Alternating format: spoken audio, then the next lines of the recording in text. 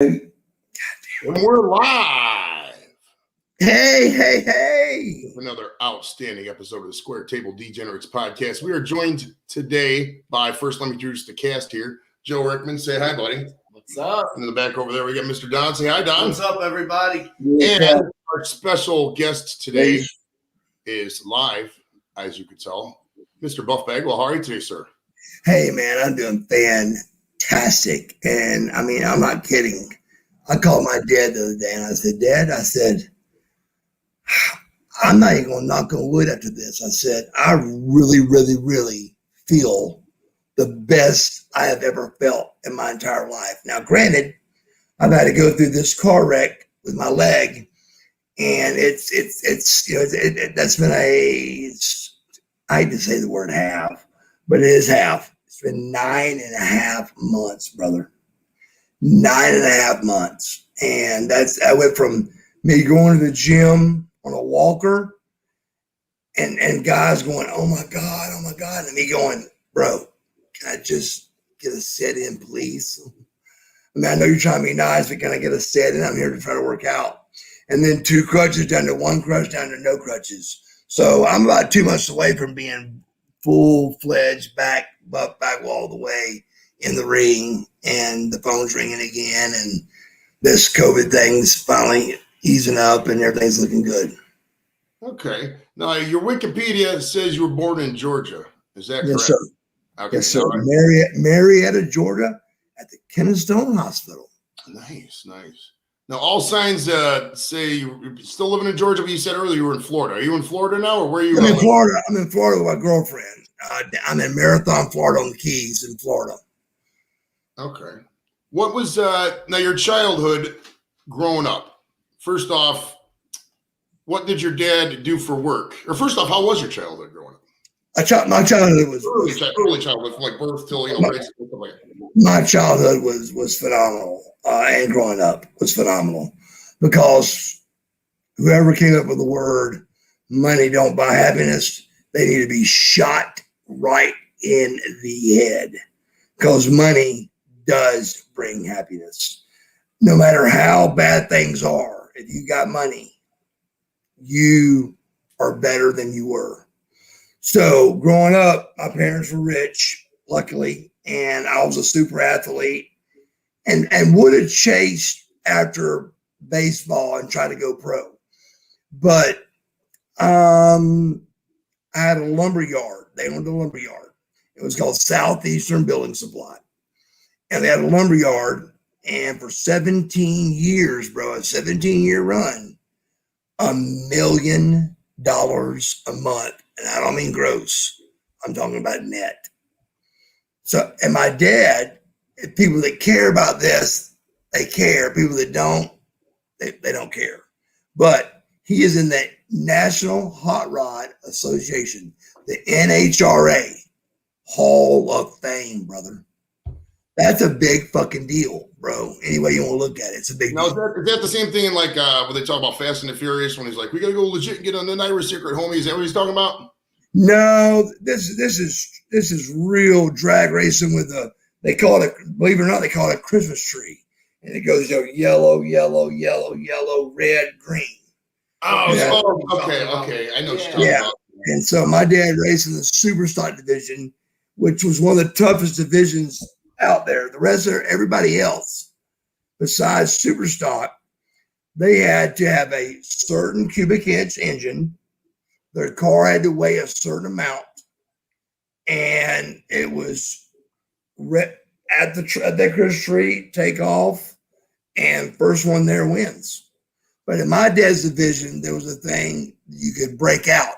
So you had to know what your car was going to run in a quarter of a fucking mile.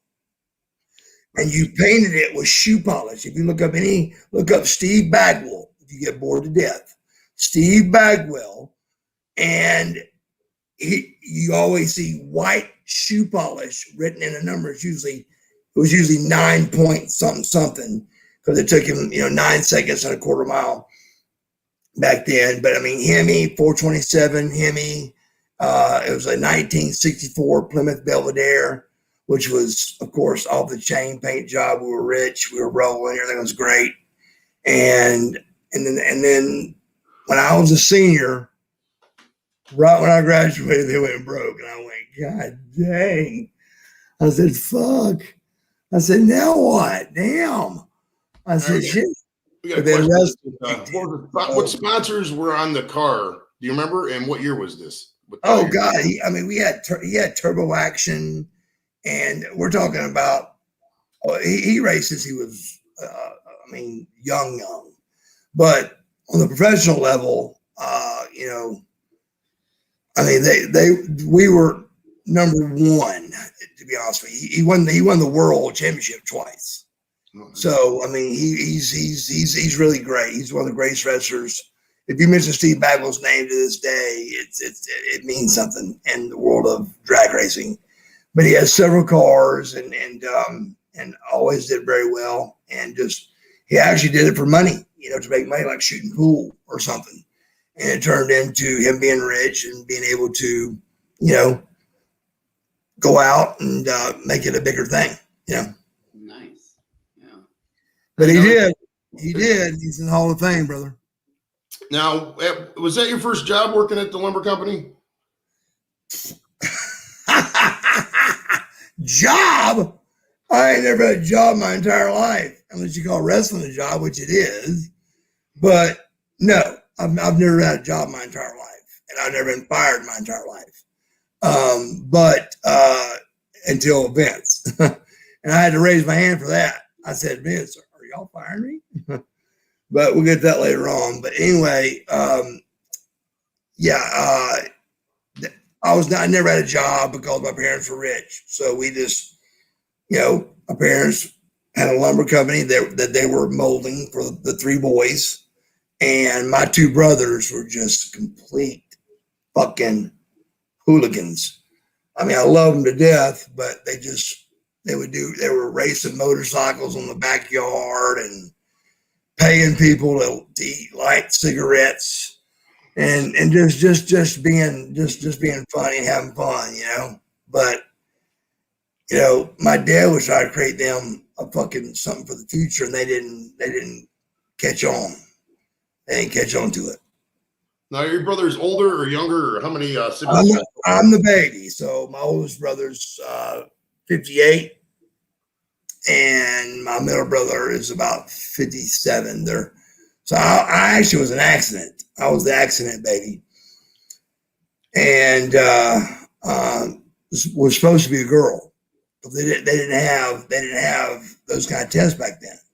They had tests that showed blood and heartbeat, things like that, but they didn't have tests to know if it was a boy or girl back then. And 100%. And so when I came out, Dad goes, I got another boy, which he wanted another boy anyway. And the problem was, Mom came out also, and Dad goes, he walked up, Mom's stomach's still real big. She gained 90 pounds with Stevie, my oldest brother. She gained 90 with John, my second brother. And with me, she gained 90. But each time with them, she lost her weight back. My mom's 6'1", bro. Oh, jeez. I'm the baby. I'm 5'11", right at 6 foot, but I'm the baby for real. And my oldest brother's 6'4". My middle brother's 6'2". My dad's 6'2" or 6'3". So I'm really the baby. But at the same time, it was easier to look the way I look being a baby. Being a little bit smaller. I have bodybuilders you see that are 6'6", 290. Not many. They lean down and they get leaned down to look good for their career, for their job. But my job was going to be to Southeastern Building Supply, and that crashed. And Dad came to us and said, "Hey, got enough money to get you guys into what you want to do." And keep in mind, I'm 18. What did y'all want to do at 18? You didn't know. I didn't know. Well, shit, you kidding me? So I chose, and believe it or not, I am a licensed massage therapist. I went to the Atlanta School of Massage for 10 months, 9 to 5 every day, full college prep anatomy physiology course, and graduated, which which means I had to study because it was a real deal. The problem was I was seeing all these nerds walk in and they're making bank. And I'm thinking, I'm going to make a killing at this. And then women would literally walk in, see me, turn around, and walk right the fuck out. Why was that? Well, I just spent $10,000 to go to a massage school and 10 months. So I'd go after him. I go, tell me what's wrong. And I heard the craziest shit, bro. I heard from my husband would kill me to you may see some fat on my back. You may see a bump on my back. So by me being, even though I was a Southern, humble, nice country boy, I thought that'd be enough, but it wasn't, bro. Girls talk about like, oh, dude, I would do that. No, they wouldn't. When it gets down to that, take your clothes off and get under the sheets. Shit changes, bro. Shit changes pretty quick. So that was actually one of my questions. We jumping ahead here with the massage therapy. You actually verbatim talked about what I was going to say, but the a follow up on the massage question. Can you still give massages? yes, dude. I was a kid, and I'd go around my father's lumber company, and I would massage all the girls' necks, all the people that worked for my dad. And they loved it, of course, because I didn't know I was good. I was a good massage therapist or massage person, but this is at 8, 9, 10 years old, So when it came time to do that, I thought we could do that and then go to some kind of sports therapy and get in. Everything about me was sports, bro. I went to school because of sports, and that's it. My dad had to pay my oldest brother to graduate, because there wasn't need for us to graduate. We didn't have to graduate. We were rich, and he could go work for the lumber company. So what? My dad said, son, you've got to have your education, bro. You got to have that. And so he had to pay my brother $500, and that was back in 1981. And $500 in 81 is a lot of money, bro. But he had to pay $500 to graduate. Because he wasn't going to graduate. He said, I'm not doing it. He said, I hate school. I fucking don't want to do it. But the only reason any of us went to school was to play ball. And I was all county and all state and football and baseball. That was one of the follow-ups in high school. It says on the thing, it says you were a standout baseball player at Sprayberry High School. Yes. Now how were you good enough to get recruited by colleges or maybe with the minor leagues? Oh, absolutely. Absolutely. The very first game I had my senior year, and we knew we were going to be Stallions, so we didn't know how good. You never know that, but we knew we were going to be good. And my dog gets hit I'm already in my uniform. I got to bury my dog in my uniform. I show up to the ball game. I go 3 for 4 with 3 home runs with 10 agents there. Nice. So it's something I could easily have followed up on, but my grade point average was horrible because I didn't give a shit. I did have to graduate, but that was all I needed. And I went to school. I think I missed 88 days my senior year. I had 3 classes. So but that's back for that. Nowadays, you do that, and they'll arrest your fucking parents, bro. Yeah, 9 days. That shit don't fly no more. Back then, I'd walk up late every day. I'd grab a piece of paper and go, so my son was late because of so-and-so, Judy Bagwell, and give it right back to him. And they knew not to call because what's Judy Bagwell going to say? Judy Bagwell's going to say, my son was late because of that. She's going to back me up. So they didn't even call. They just let me go and I just let him do his thing. I made homeroom. God,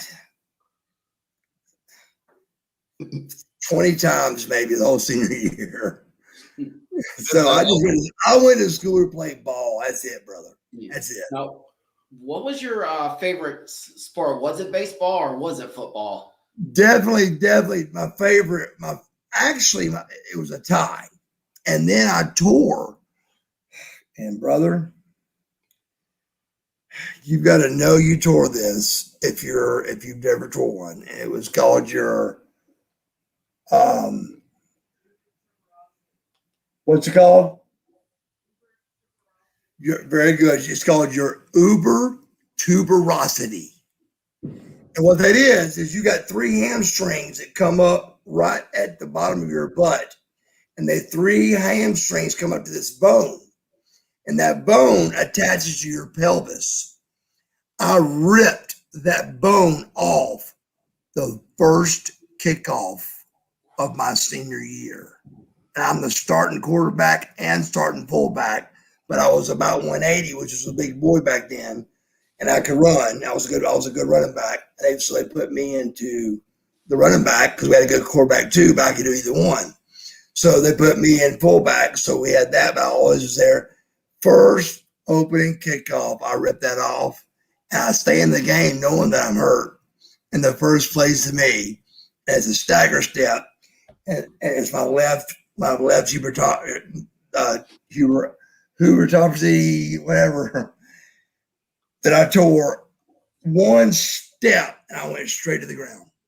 No. And I got up and went one leg off the field. And that was it, brother. After that, I came back and played football, but I lost a step, bro. I lost a step. So I instantly just went to the coaches and said, guys, my only chance of doing something pro here is baseball. And I don't want to, play football anymore. I mean, I love it and all that, but it's just not, I got a real chance at baseball, So we did. When you related, and you're a baseball player, and this is a random question based on your last name, but are you related to Jeff Bagwell from the Astros at all? Dude, I get that so much, but no, not at all. But we're friends, and believe it or not, my second wife at the time that I knew Jeff, and we were hanging out some, his wife was named Erica also. So we both wore the number 5, and we both had wives named Erica. I mean, dude, you can't make that kind of story up, bro. That's great. That's great. It's unbelievable. I sat in the Houston's locker room. I sat in the Houston's dugout, though, and I got booed by the Atlanta fans. But we were down like 4-0. And they're going to kick our ass. We were going to lose. So I got booed because I sat in their dugout, but still they were great. And I sat there because of Jeff, But no, and believe it or not, we look a little alike. He had the goat, and he had a good body and stuff. And I was a big Jeff Bagwell fan. I think Jeff was a great guy. And he started getting beat up from the years of playing ball, and like we all have. And he had 2 fake shoulders, and having that, those shoulders and baseball, and but baseball's tough too. People just don't know it, And but we had a good time, but baseball was my favorite, dude. Baseball is where I had a chance of really doing something, if I wanted to. I was leaning on the lumberyard, and then when that went down, it was kind of now I'm a regular guy with a 1.8 grade point average. So that ain't good. So I instantly was like, well, it's time to find something else. That's what got me into massage therapy. Now, did you watch pro wrestling at all as a child? And if you did, who's your favorite wrestlers? Let's go with your first question. There's two different kind of wrestlers. There's 2 different kinds. There, and let me say before I say it, because I'll get heat for it, or in Marietta they call that jealousy, but I'll get heat for it. But it's the truth. And that's what I tell the truth. I tell the truth about everything I speak about. Everything comes out of my mouth is the truth. But at the same time, there's two different kind of wrestlers.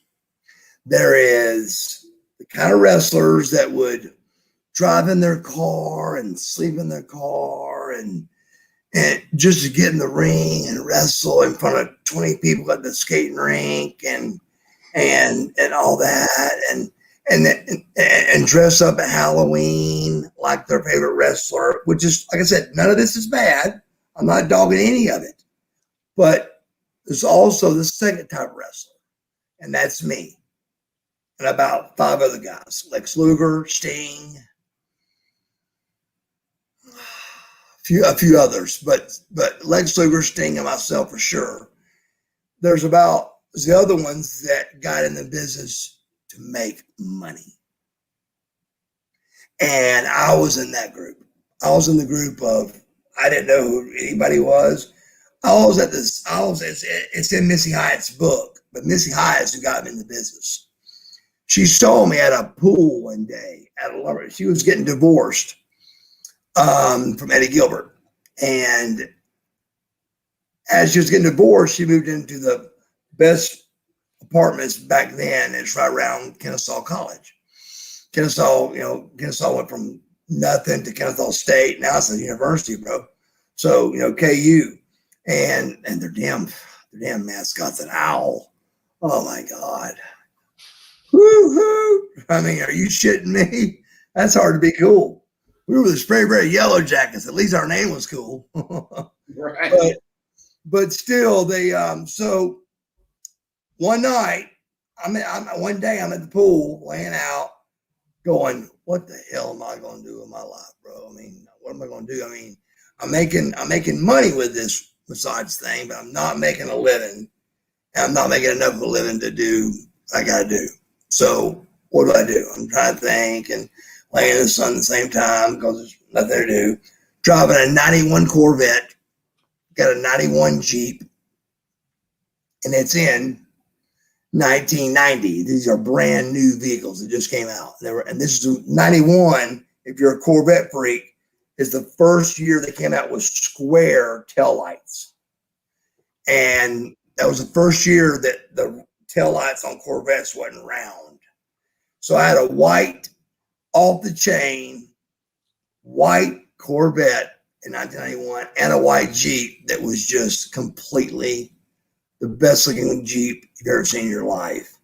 And, but everybody thought that, oh my God, he's wrestling. He's making all that money wrestling, Well, I was making the money because my wife was a stripper and she got me in the business. I told her I got cussed for it, but she told me, I said, give me a year. If I don't make it in a year, I'll quit. I said, then I won't torture you no more. I said, but you are the one that went to amateur night and you're the one that chose to be a stripper, not me. I said, I said, don't blame me for that. But I still call hell from it. But anyway, so Missy that night, after seeing me, I just see blonde hair and big boobs across the pool. She came over all the way over. No, excuse me, I'm sorry. I go back to my apartment and I notice that she's moving in directly across from me. And I go, that's weird. God, what's the odds on that, Well, that night, not knocking the door, it's Missy Hyatt. And she goes, wow. She goes, she was laughing, and she goes, and my wife is there, or we're getting ready to get married. It was close. We got married in December 15th, 1990 is when we got married. So, but we actually let her in, and she told the truth on herself. She said, I saw your husband today. And she said, and I couldn't believe how good looking he was. And I said, move me wherever he lives. So that's what became of her moving across from me. But she was also divorcing Hot Stuff Eddie Gilbert. And I didn't know. I mean, I knew him, and I'm trying to get in wrestling at the same time. Well, back to her, when she comes in and tells her story, we say, Missy, I'm sorry, we don't watch wrestling, and I mean, it's been years. And I said, those guys don't make no fucking money anyway. And she goes, our lowest paid guy makes $100,000 a year. I said, can you run that by me just one more time? Right. And when she said that, I went down to the Griffin. There wasn't no school. There wasn't no power plant back when I started. There wasn't none of that. There was one building that Sarge and Jody Hamilton ran. And it was in Griffin. It was just a dump building, and it cost $3,000. And I didn't have that kind of money back then. I mean, not even close. And so I came back to Missy. I said, Missy, I said, I don't got $3,000. She goes, well, let me look around a little more. So she finds a guy named Steve the Brawler Lawler is actually who trained me. If you call training 4 times and making me the world heavyweight champion, you talk about heat. There you go. She goes, but without Misty, I probably wouldn't have made it, because she said, they are going to hate you. They're going to hate everything about you. I said, why? She goes, because you're nice and you're cool and you're good looking, and they're going to hate that. She goes, so you got to work 3 times harder. So I walk in, shake everybody's hand. Even to this day, when I go do an independent show, they'll try to put me in a separate locker room, and I'll say no. I put my shit right in the middle of the damn room, because I'm going to dress with the boys. I just don't do that. It makes me feel horrible. I just don't do it. Plus that, I get heat from it. So I just said, no, I'm fine right here, So, but to this day, I still get that. But she actually is the one that got me in pro wrestling. And then a funny story, though, I'll tell you about her and her apartment situation. She dated went out with, let's say, every one of my friends, because all my friends were good looking, they were cool, they were bodybuilders. And so she went with every friend I had, she went out with. And Missy was cool. Missy was cool as hell. And one night, I hear this commotion going on. I'm like, and this, brother, you can't make this fucking shit up.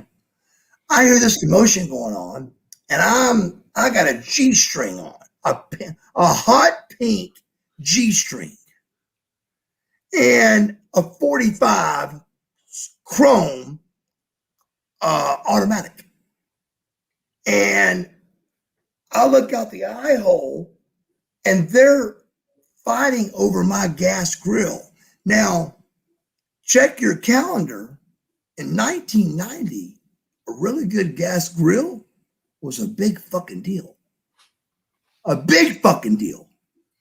And then I see a wheel that's broken off. She's got the spatula. He's got the fork. I keep mind your gun. My gun's in my right hand. I come on. I go, hey, motherfucker. And Eddie turns around, and I had to switch hands. I go, hey, what's up, Eddie Gilbert, man? Nice to meet you, bro. And I'm in a fucking G-string, hot pink. Fast forward, 3 months later, I got a wrestling at GWF as the handsome stranger. And I got to walk up to him and go, hey, are we cool about the gun thing? Are we cool over the gun thing? He said, yeah, we're cool. That's fine. I understand. I said, dude, y'all were breaking my damn machine, and that's money out of my pocket, and I didn't have a lot of money. I said, he goes, no, I totally understand, dude. So, but 3 months before I wrestle him, I pull a gun right at Gilbert. I'm like, what the fuck? All right, but we got a lot of griddle fans and grill fans in the house. Do you remember what kind of grill it was back then?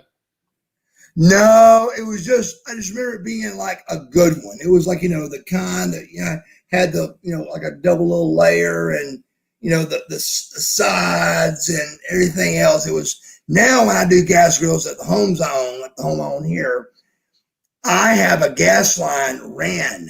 And anybody listen to this because it's the best idea you've ever had in your life. You get your gas line, and it's very cheap. You run gas right to your gas grill. And guess how many times you run out of gas? 0, because it's coming from. You don't. And so you ain't got to worry about, oh God, I got people over and how much gas have I got or not. I run mine right to every house I've ever had since. And it's very cheap, it's inexpensive, and it's worth it, bro, because you ain't got to go make sure and know what your tank levels are. You just turn that mother on, baby, and you got a gas fucking grill. How many grills do you have now, and what brand are they? To be honest with you, bro, I couldn't tell you that kind of stuff. I mean, when you have money, you just walk in and go, hey, which one, what's the best you got? Right here's the best one we got. And you kind of compare prices, but I ain't gonna bicker over a car or a grill. I just see which ones and I'll throw a little something like, hey, knock $100 off of it and I'll do it. I know. And they'll do it. That kind of thing. But I wasn't a great businessman. My father was a great businessman. I made money and I came home with money and handed it to my wife and she did all the bills. And when I got divorced, all of a sudden, guess what? I had to learn how to do this shit. And it's a lot. And to keep in mind, but it's 5 hours a day in Buff Bagwell's world. Just going to the gym, back to the gym, working out, tanning, shaving, podcasts. Forget podcasts. It's 5 hours a day to look like me, just to put the effort in that. And that's a shoot. That's not egotistical. I'm not being cocky. That is just the truth. If you do it right to the point of your name's Buff. And I did do it right. So yeah, as far as names and stuff, I don't know. I just bought whatever one I liked the best, that looked the best, that made most sense, and they explained it. Now, we had a question in the chat. Do you ever use charcoal, or do you like charcoal at all? We use charcoal. I do, because it brings back childhood memories. Because my parents, even though they were rich, there wasn't no gas grills back then. And we had this huge brick oven with a big slide out thing, like 2 sizes of regular grill to cook hamburgers and hot dogs on with a chimney pipe and everything. So, and that was charcoal. And so I get good memories from it, but I've done charcoal one time since, and that was when we moved into this house here. And one night I wanted to, do something, but I didn't want to spend $3,000 or $2,000 on a grill yet. So we did the charcoal thing. Matter of fact, the girl that was with me, she knew more than I knew. She was doing it, and I go, "You're way ahead of me, baby." So we bought a little $25 grill at Walmart, and we put it together, and we had a grilled steak. Nice. Now you were just talking. This is the gun. You were talking about the gun with the pink thong earlier. This is a good lead into what we was talking about earlier. We were talking about the phone. Now, you said you were 16 and you pulled the gun on your father because you did something in your mouth. Well, you tell the story in your own words, and then we'll go. And that's the one thing that I'm not 100% sure, but it's 16 or 17, 100%. But what happened is my dad was going broke. So it had to be close to 18. So I was more like 17, almost 18, I'm thinking. And my dad was going broke. No drugs are in this story. No alcohol's in this story. Nothing's in this story like that. It's just a man that was going broke and flipped. And so one day I hear, and my other 2 brothers had their own houses that he paid for. And they were like, hey, what, like, we got to go. I said, dude, I'm here by myself. Y'all come by every once in a while. Damn. So one day I hear, Mark. And it's my mom. And my mom and dad fought some. They've been married 60 years this past month. 60 years. But they had some rough times, of course, and that was one of them. They were going broke. They knew it. And when I got down there, I had already gotten a little bit buffed up. I got in the gym and, got some size on me and stuff, And so, but I didn't really know how strong I really was. And I grabbed my dad and just flung him off of her. He took one look at me and bolted for the refrigerator. And the refrigerators were 3-gun set for 15 years of my life. And that was right by where his recliner was, and the front door was right there. So the top of the refrigerator was a good place, safe place to keep him. So I threw him off of her. It embarrassed him. He runs and gets a gun and goes, oh, come on, big man. What about now? I said, hey, bro. I said, put that gun down. I said, and I'll beat your fucking brains out. And he's like, oh, no. He said, come on, big man. You're a big man a minute ago. So come on, big man. What you got? Let's see what you got. I said, Dad, look. I said, this whole time keep in mind, this wasn't like an overnight thing. It was a couple of months of everybody was flipping because we were going broke. And he said, no, come on, And I said, Dad, look, bro. No, see, about that time, the fucking doorbell rings. And I swear to God, and I know the name of the company. It's called Summit Cable. And you can look it up if you want to. Summit with 2 M's and 2 T's, cable. And the doorbell rang, and our cable guy was there. Not the cable guy, but the cable guy. So my mom goes outside to handle what he's got to get done and what's going on, whatever he needed to get fixed, whatever. And I said, Dad, all you're going to end up doing is killing me. I said, and spend the rest of your life in fucking prison. I said, so put the fucking gun down. Yeah, I was so over it. I wasn't scared or like, oh God. I mean, and I'm not being tough. It was just, I was just over it. I was completely fucking over it, And I'd gone through 2 or 3 months of torture from it. And having to take attitude and lip and shit that I'm not used to taking, and not the way I was raised. So about that time, he goes, get outside. He said, when the doorbell rang, though, he turned his head away from me, and I actually went for him. And he turned his gun back around and he goes, oh, okay, motherfucker, come on. And I just backed off, I said, whatever, man. Fuck. I said, they're going to squeeze that, squeeze it, bro. I said, let's see how bad you are. And he goes, get outside and get all the keys out of the vehicles. They're all fucking mine. And keep in mind, no alcohol, no drugs, no nothing. This is just an older man that was losing his life from being rich for 17 years, filthy rich, and on top of racing and money and owning about half of Marietta. And he said, so I go out there, and I remember going by the cable guy and my mom, and I mumbled. I said, I'm gonna kill that motherfucker one day, but not really meaning it. Just I was mad and all that. So as I'm getting the keys, Mom comes up with a great idea, which was if she left, she knew that we'd figure it out. We'd fix it. We'd fix the problem. She figured me and Dad would talk it out and fix it, and we would have. That's the way Bagwells do. I mean, you fix things and just get over it and go on. And so she's trying to get out, but the problem was my dad's car was blocking her in. So she's trying to maneuver to get out in this little red S10 pickup truck that we had just for like a runaround truck. but she was trying to get out, and and as she was doing that, there's one thing my biggest hated thing in the world is being embarrassed.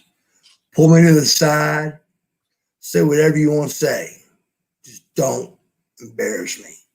Pull me to the side and dog cuss the fuck out of me. But don't do it in front of somebody because I'm going to react. I can't stand to be embarrassed. And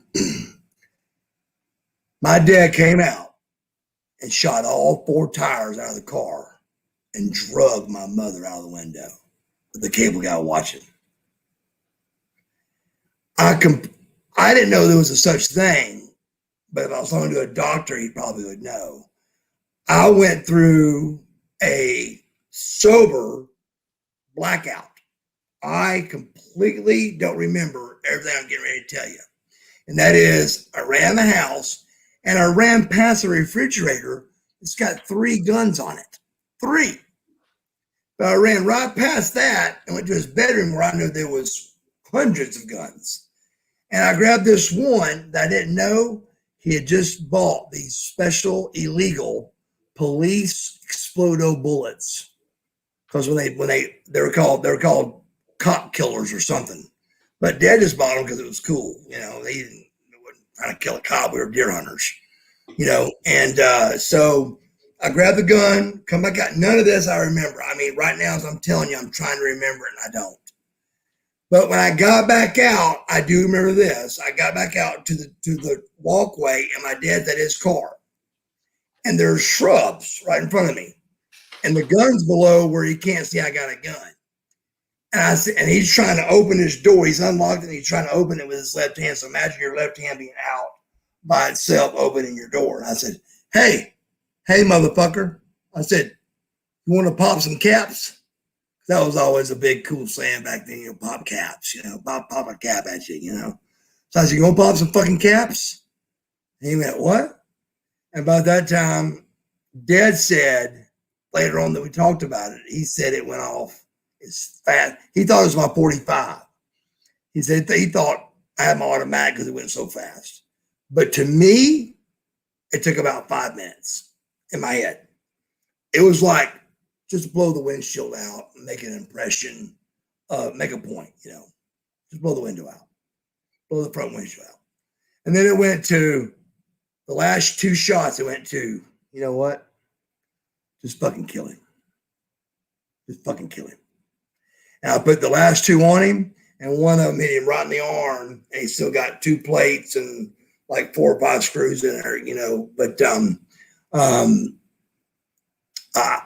I went upstairs then. Now I'm completely out of the box. I'm completely out of control now. Now I go upstairs. I'm getting my 45 and I'm talking shit the whole time. I'm going, you want to fuck with me, motherfucker? Come on, let's go. Let's do it. Let's do it. Now I get my 45. I grab 2 extra clips. I throw some damn shoes on. I had no shoes on. I throw some shoes on and I go back down there. And when I get to the door, somebody's knocking at the door. So I guess I locked it when I came in. And I can't believe I opened it without looking through the little shade there. But I opened it like my gun scared. I remember being scared and opening it. But it was my mom. And she goes, you shot your father. And I went, you crazy fucking bitch. I go, he was about to kill you. I said, are you kidding me? And all I can remember though, during that situation was the cable guy in that 5 minutes of my time and 5 seconds of their time was the cable guy going like this. And diving in the back of his cable van because the bullets are going right toward him too. And so he dove in the back of his car, the cable truck. And I do remember that visually when I was doing it. I was like, oh my God, it's crazy. I laugh about it now, but back then it was too much. So of course I moved with my brother and get my shit and get out and all that. And my mother hounds me to call my dad, hounds me. come on, man, you got to call him. You got to call your dad and apologize. And I said, Mom, I said, I did how I was raised, what I was told, how I was told. I said, I did nothing wrong. I don't feel bad about it. I said, I ain't dropped a tear. I ain't going to drop a tear. The only time I did drop a tear, though, was once she said, you shot your father. I went over and grabbed the phone and I called my brother, John. He owned a company called, his choice was drywall. And my oldest brother, he chose a gym. I chose massage therapy. And then he said, he goes, Bagwell drywall. And I said, you need to get over here. I just shot Dad. He goes, you just did what? I said, look, you grew up with a motherfucker too, so just get over here. So I go out there with my 45 and his cock and one in the chamber. And I said, no matter what, don't cry. I didn't want to cry. I said, bro, I said, you have tortured us. And he's got no emotion on his face and there's blood everywhere. And there's zero emotion on his face, zero. And I said, I want you to know that you have fucking tortured us. He goes, I know I have. Yep. I said, listen to me. He goes, and this is as cool as could be. He goes, my dad's a very cool guy. He really is. He goes, if you don't mind, bro, he goes, I'm bleeding to death right here. I go, I hope you bleed to death right where you're fucking standing, motherfucker. And I cried. And I didn't, not a bawling cry, but I cried and I didn't want to. And I walked off and I go upstairs to stop the steps. And here comes the police. Keep in mind, they can't be there on your private property unless somebody's called them. You know, of course, the cable guy saw him. He calls and tells, this ain't no cell phones. He just beat it to his office and they probably called the police. And he says, they're asking all these questions and stuff. One of my brothers, now everybody's there. Both brothers are there. My mom, 3 or 4, 5 cops are down there. And I'm upstairs with a 45 automatic just listening. My dad's sitting there and the ambulance has gotten there and they're doctoring his arm, getting it ready to take him off in the ambulance and all that. And they, keep in mind, they heard what happened from the cable guy. But we ain't said that. And we ain't called the police. That means they can't be there.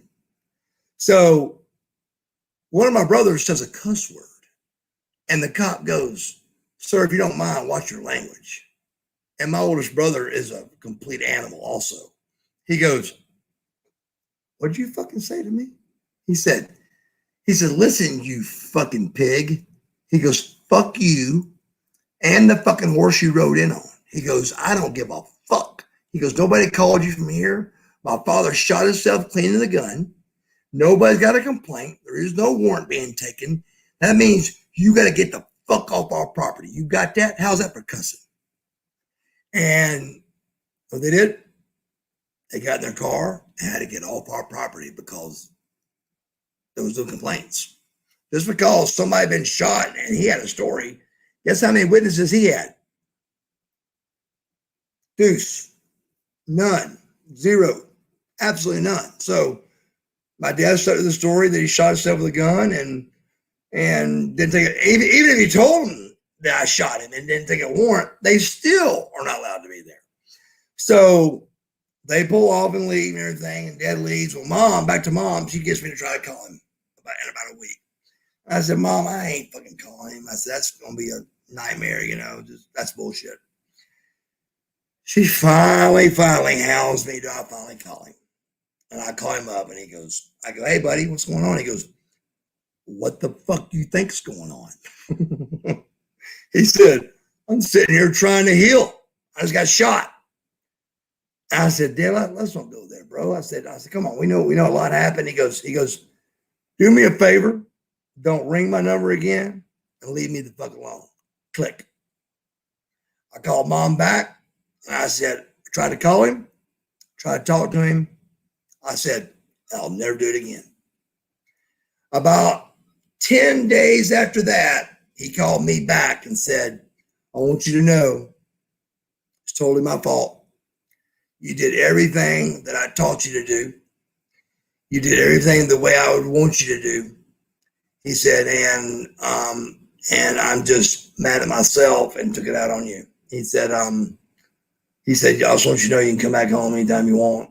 Get your Jeep. I had a really big, nice, jacked up red Jeep back then. Beautiful red Jeep, beautiful. And it was a Laredo back then. That was like the top notch, AC heat, kind of Jeep, And he said, I just want you to know, he said, I'm sorry, and you just come back home whenever you want. I waited about another week, and then I went back home because I wanted my Jeep back. I wanted my cool ride back.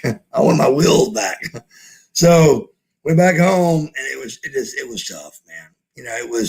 I tossed him a remote, and it was shit, fuck, everything was on my arm, and I was like, God damn. So one day he walked in to me and my fiance and goes, when the fuck can y'all be out of here? And you don't knock me off my horse, bro. You just can't. I said, I can be out of this motherfucker in about 5 minutes. He said, well, then do it. I said, you got it. So I go upstairs and I start putting all my clothes and baggage, and my girl's helping me. He comes up and says, get those clothes out of my luggage. He said, he threw 5 trash bags at me. He said, you put your shit in this. I said, you got it. So we moved out, and her parents, my fiance's parents, bought food to go in our grocery, something to go in our refrigerator. And, and from that point on, it just went to the wrestling to here we are, bro. 35 years later. Wow, that was pretty intense there, my brother. I'm glad to have you. That's a crazy. Yes, go to marcusbagwell.com if you want. Go to marcusbuffbagwell.com, and you can order my documentary. And it's actually done phenomenal because it's got me and my dad talking about the gun shoot. But like, I'll say something, and then whoever I had edited, they had it edited to where when I'd go to say another word, he would say it. It would switch cameras. It'd be him. Oh, okay. So it's really, really cool. And it tells, like I said, it's easy. It's very simple to tell the truth. Now, I read that you were an amateur boxer after high school on your Wikipedia page. Was that true at all, or no? Not after high school, but before. I was the Gold Glove State champion at 12 in Georgia. What was your record? Do you remember? 61-1. 61-1. That's better. I've got an article. That I can show you and prove that they named me, but the Mary Day Journal named me Killer B. And I was 12 years old, and I was 61-1, bro. But then they went from weight to from weight to age. And I started getting my brains beat out because I wasn't that big for my age. But age to age, I could stick to it. But weight pound wise, I was bad. But age wise, kids were bigger than me at that time. So I was young. And the idea was to take a year off and come back to boxing. And I got into boxing. I got into football and baseball. And then it's hard to do 3 things, Never return back. But I am a Golden Glove State Championship boxer. So did you learn for any of your boxing training? Did that carry over into the wrestling stuff? Was that any of your stuff? Not really. Just everything I did in life turns over to that. From being able to do this, being able to cut an interview, being able to look like I looked every Monday and Thursday night on TV for how many years. This ain't been an easy road, brother. I always say it's tough to be buff. And it is. When and Arn Anderson one time came up behind me and he goes, "You're going to regret that name one day, brother." And I go, "What do you mean?" He goes, "Just remember, I said you're going to regret that name one day." And I swear to God, I was like, "What's he talking about?" And then I had that first car wreck at 42. And I was like, I called my dad and he goes, son, you're 42. I go, Dad, no. It's not, I'm not coming back the way I used to. I mean, about 3 weeks later, I called my dad back and I said, hey, Dad, I'm 42. I said, you're right. He said, I try to tell you, I try to be as humble as I could with it. He said, but he said, age is a mother. He goes, it's rough. And I've had to refix Buff Bagwell several times on several injuries, several car wrecks and everything, but I always fix myself. And I always come out because nobody wants to come see Buff unless he looks like Buff. And I always look like Buff, no matter what. Now, going back to when you first started wrestling, was it in GWF? I read, is that what Georgia Wrestling Federation? No, the first was the Steve Lawler thing, and it was Fabulous Fabian. Okay, it was your first gimmick. Did you win the first Joe Pedicino, and then they named me the Fabulous Fabian. There was a singer named Fabian that wore his hair real high, and I always wore my hair very high, if you remember back then. And they go, let's name you Fabian. And so somehow Fabulous got added to it. So I was the Fabulous Fabian. Was my very first gimmick. Was it? And I read that you had to pass out roses to chicks at ringside. No, that was next. The next gimmick was the Handsome Stranger. That gimmick was the rose gimmick and all that. I handed out the roses to the chicks and all that. And they actually went and bought 24 real red roses that I went out and handed out to the crowd. You know, and I was embarrassed. I wore this little Long Ranger mask, and Steve Stone Cold was like, we take the best looking fucking guy in the company and we put a fucking mask on him. What the hell are we thinking? You know? And so, but that was their idea. And believe it or not, a lot of people really liked that gimmick. I thought it was kind of embarrassing. But when I got older, people really came out of their shell and said, man, that was really a great gimmick, man. That was a great gimmick you had for that, you know? So they actually, WCW bought me off of the Handsome Stranger. And believe it or not, Bill Eadie is who thought of that gimmick. And he's part of Demolition, Bill Eadie. Right. He's one of the Demolition. And he said, so WCW tried to buy it and he wouldn't sell it. He would not sell the name. So I came in as Marcus Alexander Bagwell, which is my real name. And I said, Dusty, please. I said, that's not a cool name. That's hard to get over. He goes, oh, baby. He said, baby, it'll work, baby. It'll work, baby. It'll work. With that smile you got, he said, it'll work. It'll work. I'm like, Dusty, please don't. So my very first win, I always went by Mark. I never even said Marcus. So I always went by Mark from kindergarten to high school. It was Mark Bagwell. And I never said Marcus. I only heard Marcus when I was in trouble. It was like, Marcus. And I would go, what us? And I'd get my ass whipped even more. But so my very first win, Rhubarb Jones was the ring announcer for us back then. I'll never forget it. He went, and the winner of the match, I beat Rip Rogers in my very first WCW TV match. He said, the winner of the match is Mark Alexander Bagwell. I was like, fuck. So I get up, walk straight to Dusty's office. I said, Dusty, if you're going to do it, bro, it sounds better saying Marcus Alexander Bagwell. He goes, wait a minute. Your real name's Marcus? I said, yes, sir. He goes, that sounds much fucking better. So, but the first win was Mark Alexander Bagwell. From that point on, brother, it was Marcus Alexander Bagwell. And it's hard to get over. It's Marcus Alexander Bagwell. Now, were you a good guy coming in or were you a bad guy coming in? Oh, total baby. Total baby. My get over thing that started me getting over from jump was whoever Sting was going to wrestle. That's when they, like the NWO now, or the NWO during my run, they had a thing called the Dangerous Alliance back then. Right. And Paul Lee was their head guy. He was like the leader. And he was like Hulk Hogan. And then they had, I mean, Steve Austin, Bobby Eaton, Arn Anderson, Larry Zbyszko, Rick Rude. I mean, top guys. And they were a group called the Dangerous Alliance.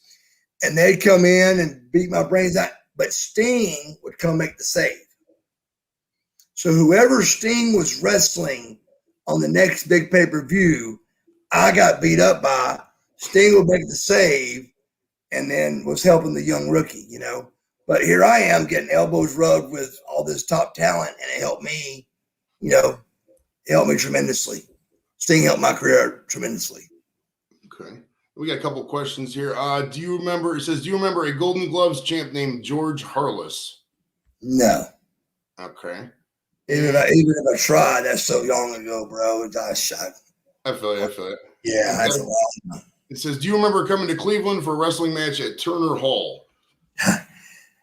First, I need to know what year and probably what month. But I've been to Cleveland so many times, bro. We wrestled there probably 100 times, man. Right beside Jacobs Field. Gund Arena back then. Now then it was the Q, and now it's Rocket Mortgage Field House. You know what I'm saying? It changes so much, man. Right. Yeah. So when you were wrestling Steve Austin back in 1992, did you have any idea that he would go on to be one of the biggest names in wrestling history? No, he was just a great talent for us, a phenomenal talent for us. And that's how I knew him. He dumped water on my head every single day that I took a shower at center stage where we did our tapings.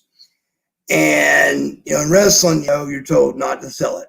And Missy taught me that the best. So he never sold it. Didn't sell nothing, you know. And so I go out and there's 20 sets of eyes hoping and praying I'm going to come out bitching and griping and all that. And I'd come out just whistling. They're like, God damn. But Steve Austin didn't stop, bro. But you know what? For us, he was always fucking hurt, man. He was. And it's not his fault. It just, he was always hurt. So as great as he was, him and Eric, I think, got heat or had heat or whatever, but it was over him just not, he was always hurt. And so we couldn't use him, you know. I remember, I can't tell you how many times I've seen that show or whatever, and he tore his bicep, he tore this, tore that. But, you know, that time one match, they had me go a match with him one time. It was a time limit draw for the U.S. heavyweight title, and it was a draw. Like that kind of stuff was a big deal, bro. That's a huge deal. You're rubbing elbows with a guy like Steve Austin, you know, and he wasn't Stone Cold yet, but he was still one of the best wrestlers in the world. And to go the distance with Steve Austin, you've done something, you know. Yeah. Now during that time, also, I remember like earlier in your WCW career, you had a lot of tag team partners. Which one would you say was your favorite? I guess from say your pre-NWO run. That's tough, bro. I mean, if you go pre-NWO, that's easy. That's you know what? Even before I even said it, it's not. That's not a possible question to answer. It really isn't, because all of them were great, and none of them wrestled alike, which made me have to adjust to their style to become world champs. Mm-hmm. I've thrown this out on about 100 podcasts, and I'm throwing it out on this one. I think I'm the only wrestler in the history of time that's got 6 world titles with 5 different guys. And even like Alexa has it wrong. I'm on Alexa. Ask your Alexa. Alexa even tell you. But she says 5-time World Tag Team Champion. It's 6-time World Tag Team Champion with 5 different guys. Because me and Dale did it twice. That's why they're 6 and 5. Right. Me and the Patriots did it twice. But And like I said, do you think Scorpio wrestled like Dale Wilkes? Do you think Dale Wilkes wrestled like Scotty Riggs? Do you think Riggs wrestled like Lex Luger? Well, hell no, he didn't. None of them did.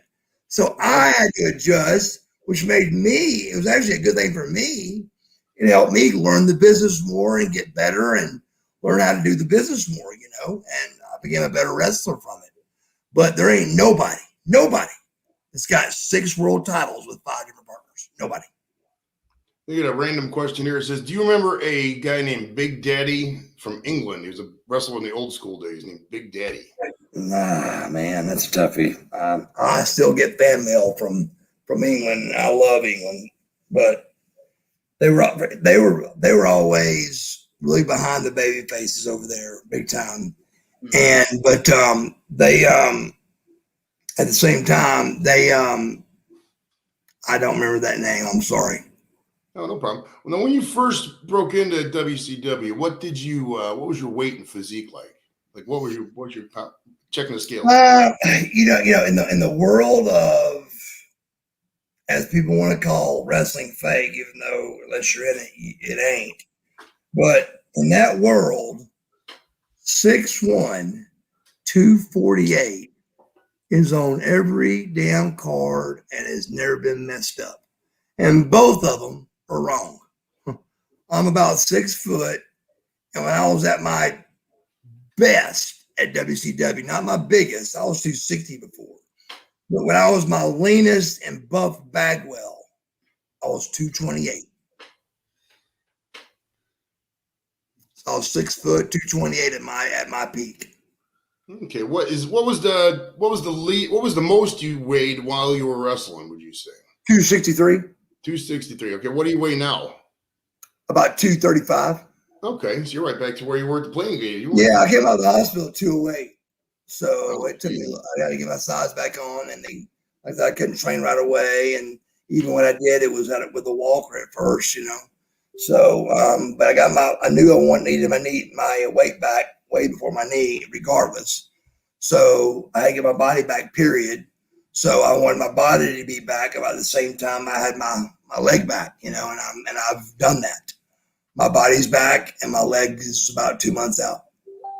Okay. When you transitioned from, doing the singles and to get into the tag teams, did you like doing the tag teams better? Or did that just kind of happen, or what? The tag team thing just kind of happened, but I definitely like tag team more.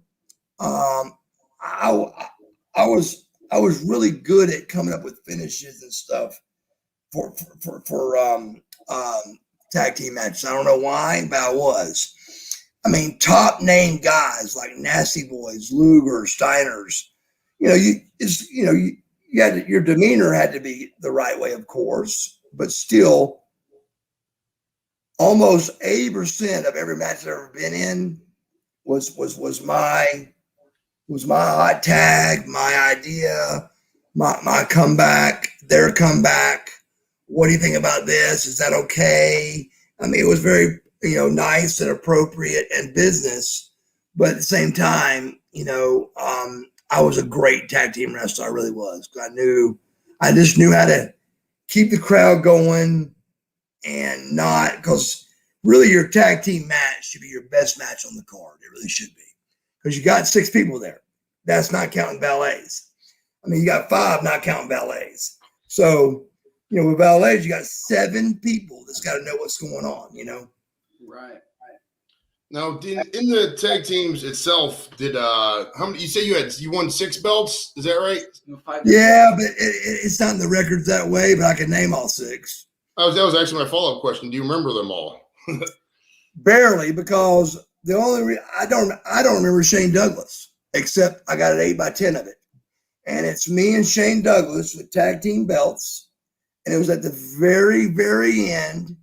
And we've got Jeff Jarrett with the world belt on our shoulders. Yeah, besides that, that's actually number 6, and it don't get counted.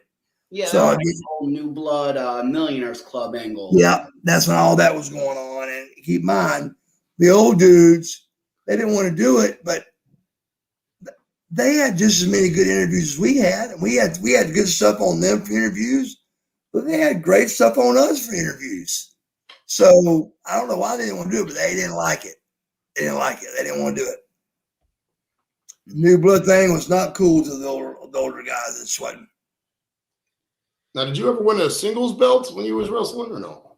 No, never did. I never came out with a singles belt. Never was. Wow. Nowadays they just give out belts to anybody who sneezes. Well, that's one of my complaints when I talk to people. I mean, honest to God, I think there's like 20 belts now. Which when I was coming up, I think there were 4 or 5. There were your tag belts, you had your championship belt, your world title belt, you had your US heavyweight title belt, you had your television champion belt. And then maybe it. Yeah. And that's it, bro. And your tag team belts. I mean, there was 4 or 5. Hell, everybody that comes out wears a belt now. They got a 24-hour belt. Are you shitting me? Used to was cool when you came out with a belt. And I also dog out every person out there that does this. Take your fucking shirt off. Go back 100 years, motherfuckers. 100 years ago, you never saw a wrestler wear his shirt and wrestle. So if you're too embarrassed on how fat or how stupid you look, you shouldn't be in the business anyway. Take your shirt off, fat asses, and the ones that ain't got no bodies that you want to throw and dog out everybody. Take your shirt off. Wrestlers don't wrestle with shirts on. All right. Damn, dude. Who are you talking Kills about? me. It fucking kills me. Joe over here says who's currently on the active wrestling rosters that's bothering you with the shirt on? Owens, he's a great worker. Okay, I ain't gonna take that away from him. I'm not gonna dog nobody that way. He's a great worker, but because he's a little bit heavy, he wears a shirt. I don't get that. Pisses me off. I don't get it. Mm-hmm. So, like I said, go back 100 years ago, they may have wore a shirt to the ring, but they didn't wear a shirt when they wrestled. Right. You never saw a shirt. I mean, I dare somebody to text in right now or phone in or whatever. You know, and I know nobody wrestled with shirts on. And now all of a sudden, and they didn't in the 90s either. Now all of a sudden, you take these fat guys that watched wrestling as a kid that are fat and out of shape, and they want to wear their shirts to cover everything up, but they're fat and out of shape and didn't look like me and Scott Steiner did, and they can kiss my ass because they know I'm telling the fucking truth. We get some questions from the chat here. It says, Marcus, what are your thoughts about the Dark Side of the Ring series on Vice? I think it's great, except I'm shocked they didn't call me. Jesus Christ, I broke my neck in the ring. I mean, with all my drama and I was on TMZ a week ago over this car shit that they got all wrong. But they twisted it around and all that and got it all messed up. And I even called Lex, my best friend, Lex Luger. And because Dallas Page actually kind of dogged me out a little bit on one of his podcasts with a guy named Hannibal. And I called Dallas up and I said, hey, Dallas, do you know what you were talking about today is 10 months old? And he goes, no, bro, I'm talking about the wreck you just had. I go, no, bro, you were talking about my wreck 10 fucking months ago. And so he goes, oh, man, I'm sorry, bro. I go, guess what sorry does for me right now, bro? Sorry does nothing for me. We're friends, dude. We're friends. I'm still friends with Dallas. I love him to death. But I would never, ever go on national TV or a podcast and dog him out without knowing the damn truth. So he listened to what Hannibal said, and Lex, being my best friend, Lex Luger says, well, Mark, I ain't gonna lie to you. He goes, they had it up like you were the Tasmanian devil that came running through Atlanta on a drunken rampage and ran over and killed everybody. And little as everybody know, that was 10 months old. And then I had this other thing happen that this guy thinks I hit him and I didn't.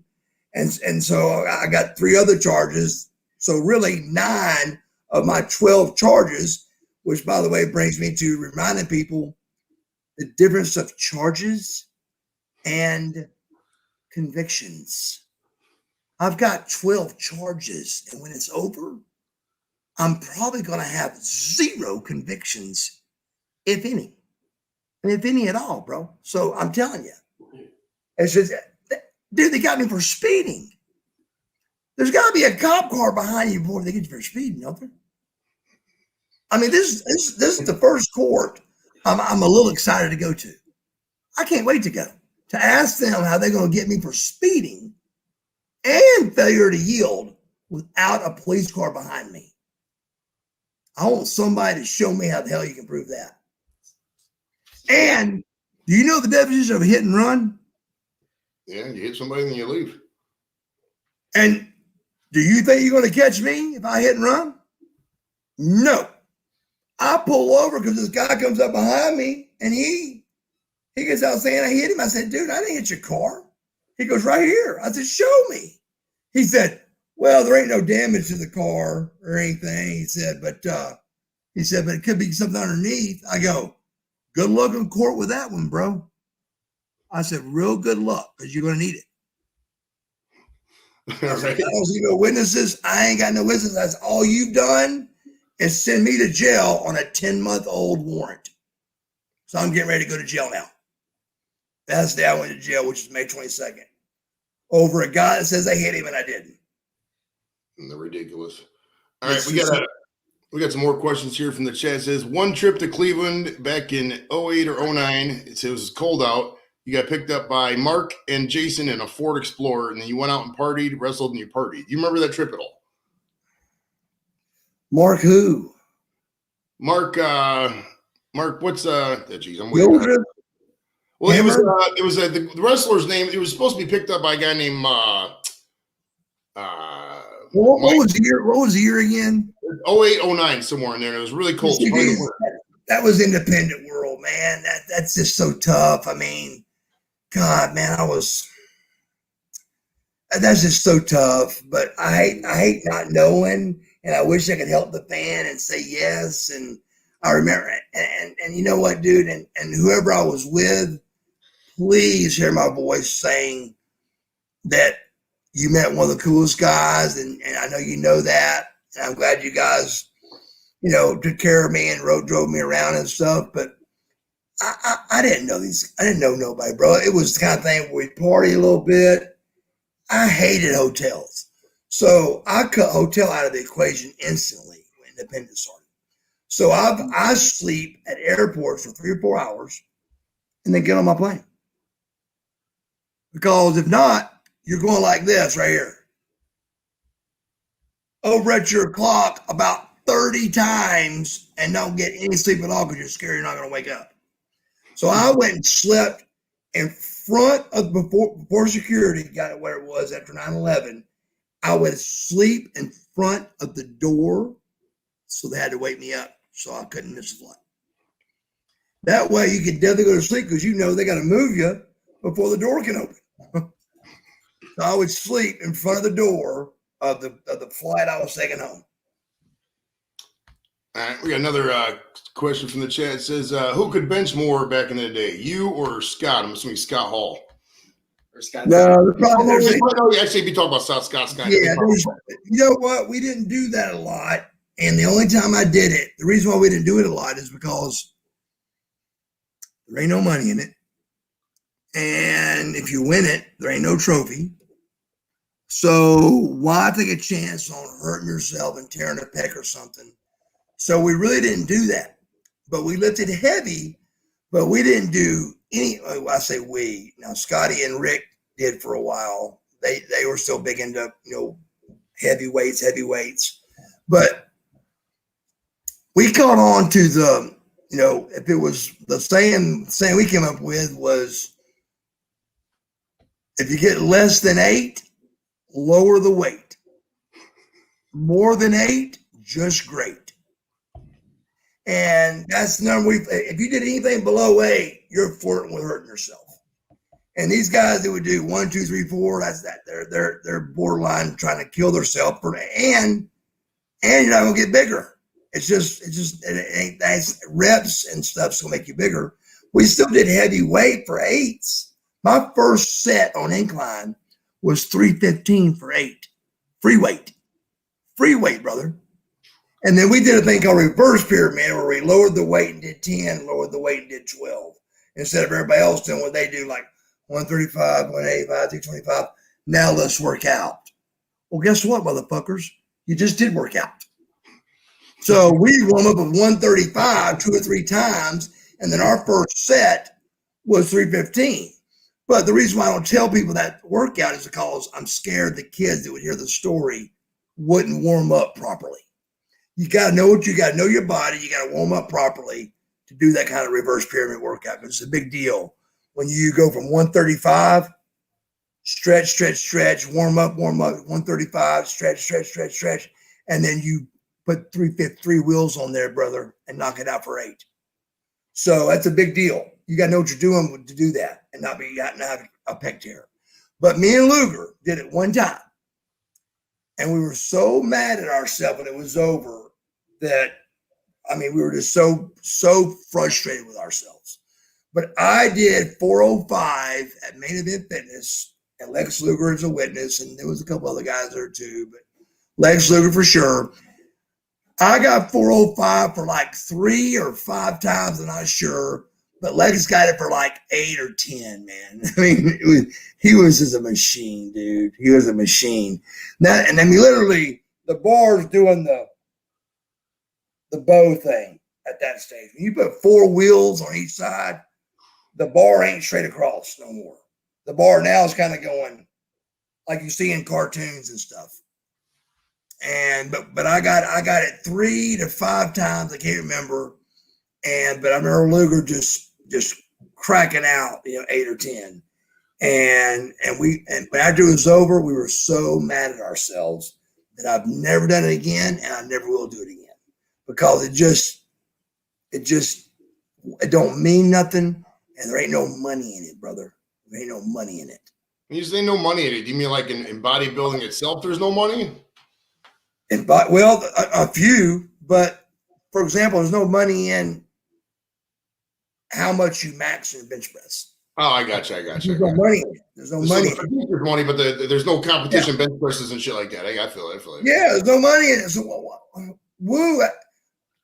When people ask me, and I get asked all the time, what do you bench? I go, what's it look like?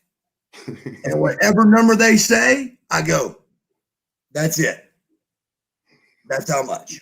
I have this line when we walk up on a motorcycle, and I always say, here's all you got to do. You have to go, what do you got in that thing? You don't have to know shit about motorcycles. And he'll just say the engine specs. You go, nice. Oh, tell me. I need to know this. Tell me. What do you say? I would go, nice. Whatever he say, I would just go, nice. Oh, here's my problem. They asked me what size engine I got, and I don't know. I'm the same way. I got this chopper. Cars do nothing at all. I got this chopper that looks like it came off planet Mars, bro. And it's off the chain. It's beautiful and all that. The buff tag, all that. But still, I couldn't tell you what engine size, or I don't know a damn thing about it, but I know how to work them. And I know they are a big boy toy, especially mine, because I got a big one. Mine's a chopper. I got a Borgette chopper with a 300 tire on the back, which means that's about this big. My tire's about that wide on the back. And so when you're driving that kind of a bike, brother, that's a big boy bike. And the rake is real long with a chopper. So when you turn and stuff, you got to know what the fuck you're doing, bro, or you'll be in the ground real quick. All right, we got another question from the chat. It says, what are your any interactions, or did you ever wrestle the Ultimate Warrior? What are your thoughts on the Ultimate Warrior? Thoughts are, of course, because of the bodybuilding and wanting good bodies and all that, was God. I thought he was, the best body in the world, and I loved him, and I was a fan of his, of course. And this is before I got into wrestling, so I was a fan, and because he was a big, because keep in mind, most of the time, bodybuilder dudes got heat, because, but still, for some reason, they didn't want to say, well, let's count how many asses he put in the seats. They want to talk about, well, he don't know how to work. Well, who cares if he knows how to work or not? How many fucking tickets did he think he sold to come see the Ultimate Warrior? A bunch. So never met him, not once. Jim Hellwig, and he's from my hometown, Marietta, Georgia. And I never met him once. Wow. But I've heard stories, and he was just always big and always looked good and bounced titty bars and all that. But Jim Hellwig, yeah, but no, never met him in my life. He's not on my 70 plus dead guy list that I've wrestled. Wow. And I quit counting around 60, but I know it's around 70 just by kind of keeping up with it. And it's above 70. But 70 plus dead guys that I have locked up with on TV that are dead. Wow. That was actually one of my. I mean, big names, bro, not just rinky dinks. I'm talking about Eddie Guerrero's, Rick Rude's, Kurt Henning's, Bam Bam Bigelow's, Chris Benoit's. I mean, big names, bro, not just rinky dink names. I mean, guys that should still be here, Oh yeah, that's actually one of my kind of leading to one of my questions here. What would your dream tag team partner be of any wrestler, living or dead, that you've never teamed with? Or you can even include guys you teamed with, but what would be your dream tag team partner? God dang, that's so tough. But I think it'd be cool. I mean, God, I've had so many good ones, man. I mean, Buff Bagwell and Big Papa Pump. I mean, come on, man. Vicious and Delicious, me and Scott Norton. Oh my God, it's incredible. But I think it'd be kind of cool to really turn it out with something like. But see, when I say that, he just looked so much better than everybody. He didn't need to be in the tag team, the Ultimate Warrior, But it was hard enough to walk out with Scotty. I mean, Scotty was bigger than me, but I could hang with him with pecs and abs. But if he turned, he was 3D, brother. He was 3D. And I looked like a zipper if I turned, because I was lean and mean, and he was more thick and lean. So he was a 260, 265er lean, and I was a 225 or 230 lean. Yeah, 30 pounds is a lot. Yeah. I remember meeting Scott Steiner in '94, and that's when he still kind of looked small on TV, because back then there was like a lot of the big guys, especially. Yeah. When you get lean, hey, bro, the first thing I did at these shows, when I'd show up to the building, the very first thing I did was take my shirt off. Right. Because if you didn't, when you're lean like that, you don't look as big in shirts and stuff because you're lean. But you take your shirt off and people go, whoa, But you walk in with your shirt on, it was like, God, are you sick? Are you okay? And then it got to be such a joke because I was such in shape that it was like, Bagwell, have you gotten sick again? Are you sick again? I go, yeah, I don't feel very well. And I'm just shredded with veins running down my arms and just everything. But it became kind of a joke. But when you heard that for real, that's the last thing a pro wrestler wants to hear. Are you sick? So I take my shirt off and walk in the building so they knew that I was not sick. Now, do you just sit around your house with your shirt off? How often do you put a shirt on, would you say, during the normal day? I actually had it on all day, and my girl was washing clothes, and so I took it off because we were laying around. We was getting ready to. Actually, we were going to go to the beach. We're down in Marathon, Florida, and but instead we decided she was tired and she's been working all day too around the house, and so we decided to stay in. And I actually had to get her up to come here to get the link on, and then she went right back to bed. But it just don't, like if I ride my bike, I used to never wear my shirt, never. And now, I wear my shirt if I ride my bike or something, because it's just, you gotta have a shirt regardless. wherever you go, you can't walk in with your shirt off. So might as well put one on, you know. All right, we got another question here. What was your favorite? This is a very generic question, but what was your favorite wrestling move? Let's see. Believe it or not, do y'all remember the monkey flip? The monkey flip. Is that the where you just somersault over the guy? The monkey, bro. If I come back, and I will, it's going to be that's what guys don't get. They're trying to come up with something new when the old is the new, bro. A monkey flip is when a heel is in the corner or your opponent's in the corner. And he's kind of in the corner where his thighs are your steps. And you go run in the corner and hop on his thighs with your hands behind his neck. And you go to your back and you backdrop him off your back. And it's called a monkey flip. That and an arm drag are two things you just don't see much anymore. That are two classic moves. And drop kick, bro. I threw one of the best drop kicks in the business for years. Oh, I remember you and Ricky Morton back in the day used to Yeah. drop kicks. Yeah. And keep in mind, I was a lot bigger than Ricky, and so it's tough the bigger you get to throw a good one. You know, that's why you don't see big guys throwing drop kicks because they can't. They get them in the chest somewhere. But I mean, I throw them up there with in their face, you know. Oh, I remember one match where Earthquake tried to throw a drop kick, Ja Tenta, and Oh my God, how did that go? Not well. I think I'm about to say, did he even get off the ground? What was that? I said, did he even get off the ground? But no. I was about to say that was a bad call. Saying he couldn't hit Sky Low with that drop kick. That's good. I like that. Speaking of moves, you were known for the blockbuster, the Buff blockbuster, and a lot of people still call it the blockbuster now. Oh no, they still do, and I think it makes you feel good. They Seth Rollins was the first one I saw use it as a high spot, and it looked real good. And it's a great move. It's a good move, and it looks good, and it come the way you land, and it's an easy bump to take. All the guy that's taking it's got to do is just fall back, and you just flip over. You're the one taking the bump off the second rope, but the way you do it, if you do it cool, I could snap right to my feet and be like, boom, you know. And it was just a great, good move, and I'm glad to see it.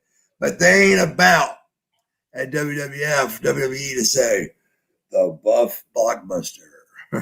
They're not going to say that, but they do say Blockbuster still. Yeah. We got a question here from the chat as well. Did you ever have any interactions with the Iron Sheik? I actually love the Iron Sheik. He's one of my favorite wrestlers of all time. Believe it or not, nothing. Zero. Just all rumors, stories. Been around him a few times, but he always had these two dumbbell things that he tried to that was impossible. Scott Steiner even tried it and couldn't do it. And because the Sheik really was a man, he was a man, bro. But there was these two dumbbell, like bowling pins, what they look like, but they were big. And he would get them and he would juggle them behind his head. And Scotty tried it and he kind of got a few of them, but he could do like 50 of them. The Sheik was a real deal, bro. I mean, he was a badass. Yeah. And but I'd never have nothing. I'd never wrestled him. Never. That was just a different.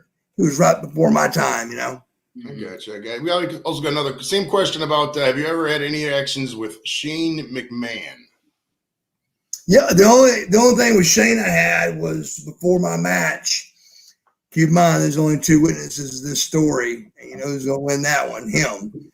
But we did a pre-tape where I did something before my match. I can't remember what even the pre-tape was, but I did that, and then my music is playing, and he walks up and grabs me and goes, "Don't look in the camera." And I go, Shane, have you ever seen one of my matches? I said, that's all I fucking do. I said, you got to be kidding me. I said, I pose and I look in the camera. I said, you got to be kidding. He said, we don't do that here, bro. Don't do it. So if you ever watch the infamous, horrible Booker T match, it's so horrible. That's how it started. That was how I got my intro. I mean, I was like this on opening the curtains, and he stopped me to say that. Now, you think that just happened across his mind right there, or do you think he fucking waited for that time? I'm saying he waited for that time. And I'd say it right to his face. They waited for that time because he did. I mean, something that important, you're not supposed to look in the camera and you wait until the main event. Don't look in the camera. When the guy that's going to the main event, that's all he does is look in the camera. Right. Yeah. Don't look in the camera. We don't do that here. So if you notice, I come out in a way, if you really watch it back, I'm not myself from jump. I mean, the pyro goes off and all that, but then I'm going like this. Try my best. I look in the camera because he told me not to. And I'm like, this is unbelievable. And the next week was Atlanta. So you asked me the question where you would want the invasion match. Let's do the invasion match of Ted Turner's company. Let's not do that in Atlanta. That makes too much sense. Let's do that in Tacoma, Washington. Yeah, that makes much more sense. That makes no fucking sense. So we knew a week before everybody else knew that it was over. We knew it was over then. We just didn't know who, but I didn't think it was even going to be me. But we knew something. We knew it was over because why would they do the invasion match the week before Atlanta, Georgia, bro? You know, it's just stupid. I was actually going to ask you about that. Now, because I was reading up on you before we did this, obviously, and I went back and watched that Booker T match, and I didn't see where it was really a bad match. I mean, the match was fine. The match was fine. The announcement really wasn't there. I mean, Arn Anderson was kind of all over the place, but I mean, the fans were just really shitty. If I'm being honest, they booed all of us. Stacey Keebler was our announcer. She got booed. Arn and his ring announcer got booed. Booker got booed. For some reason, I was last to go out. I don't know why, because Booker was champion of world champion and something. He had 2 belts. And I mean, we knew. I said we were backstage with our mouths covered, going, "Why are we doing this, dude? I mean, this is something's wrong. Something's up." I mean, and Booker goes, "Well, I'm not gonna say nothing." I said, "Well, fuck, I ain't gonna say nothing either. We're main event on Raw, but you know this ain't good, don't you?" Well, it wasn't. It wasn't good at all. Now, do you think, this is a pretty point blank question, but do you think Vince McMahon purposely did a lot of stuff to just tank WCW because out of spite, or what happened with that? I really think that we actually, as the boys, we were actually scared we were going to put them out of business. When Vince McMahon, the smartest wrestling businessman alive, Vince McMahon, when he put Kevin Nash, a fake Kevin Nash, and a fake Scott Hall on their television, and this is during the time we beat them 83 consecutive weeks. And Conrad Thompson has a podcast that talks about it, and for some reason, I'm on the 83 weeks a whole lot, and it's never good. He just dogs the hell out of me. But he ain't never been in the ring, so I don't know how he does that, but he does. But it's called 83 weeks, and we literally were worried about putting them out of business. We were like, God, man. So we're high-fiving Eric. Really, we're going, this ain't good, man. I mean, we put them out of fucking business. There's got to be at least 2 places, bro. There's got to be 2, you know? And so that was not good. So we were worried we were going to put them out of business. Next thing we know, there's WWF trucks in Panama City, and we're like, what the hell? And they sold the company. And brother, I was friends with the top guys, and they didn't know.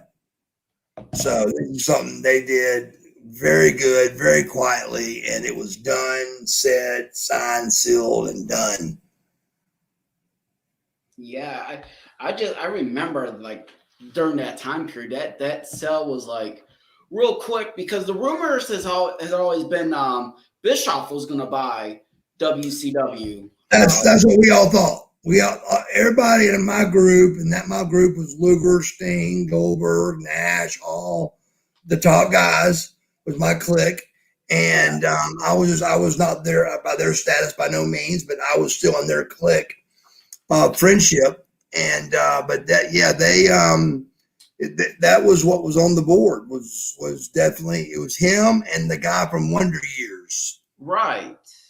Whatever his name was, I can't remember his name. Jason Harvey or Jason Harvey. Yeah. Harvey.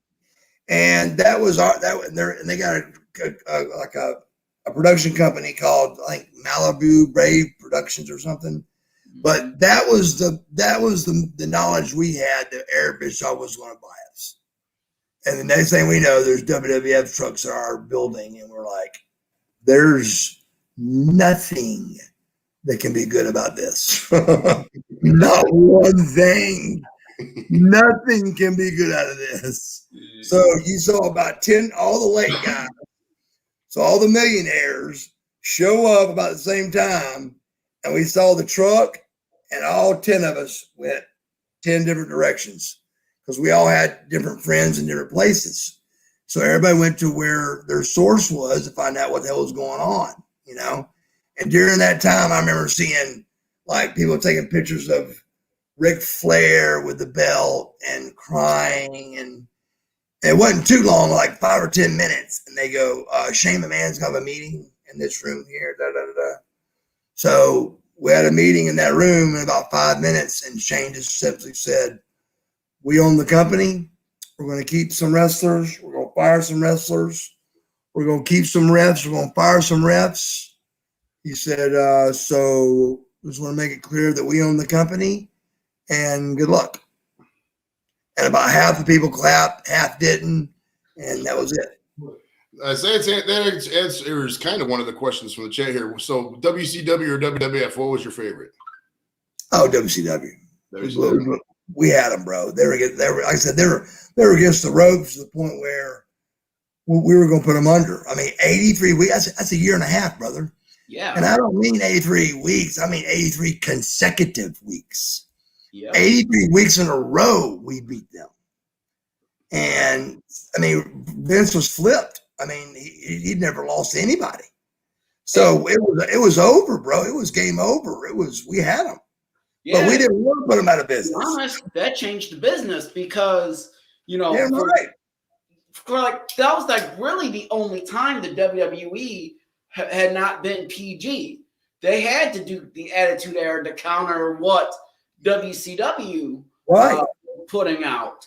And a lot of that had to do with the NWO. And I wanted to ask you, how did the story go about where you ended up joining the NWO? And then how was the reactions of the original members, Hogan, Hall, and Nash? How were their initial reactions to you joining the faction? Nash was the one that came and asked me. Okay. So Nash was the one that came. Actually, he came in the locker room. I said, "Hey, Kev, what's up, brother?" He goes, "Oh, not much, bro." He goes, "You want to be in the NWO?"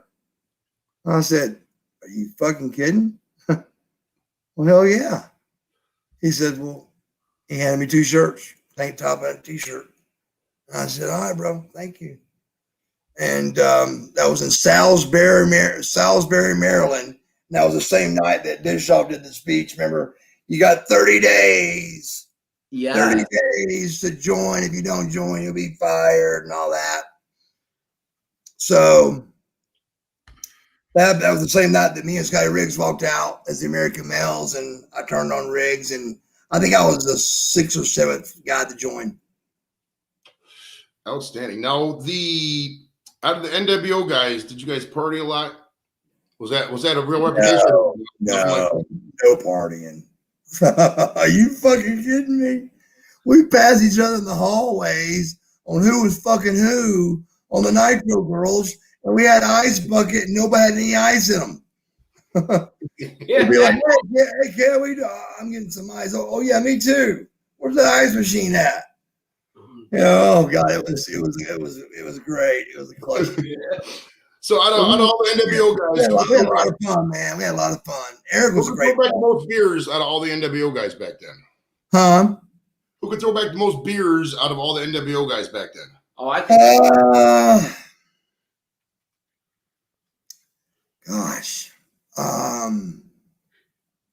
me and Luger are pretty good, but I would say Kurt Hennig, man. Kurt Hennig was an animal.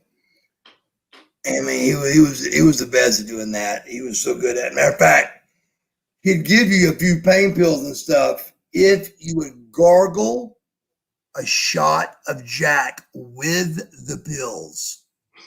Oh, God. And it was borderline. You were like, oh God, I want those pain pills, but at the same time, oh my God.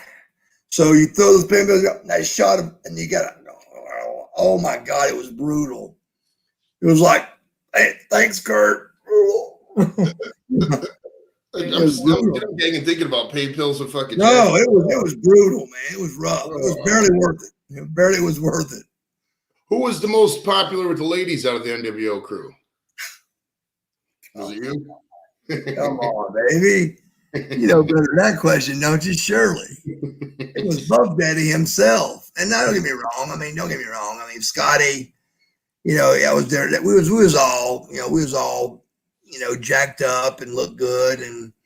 And so there wasn't no competition like that with us anyway.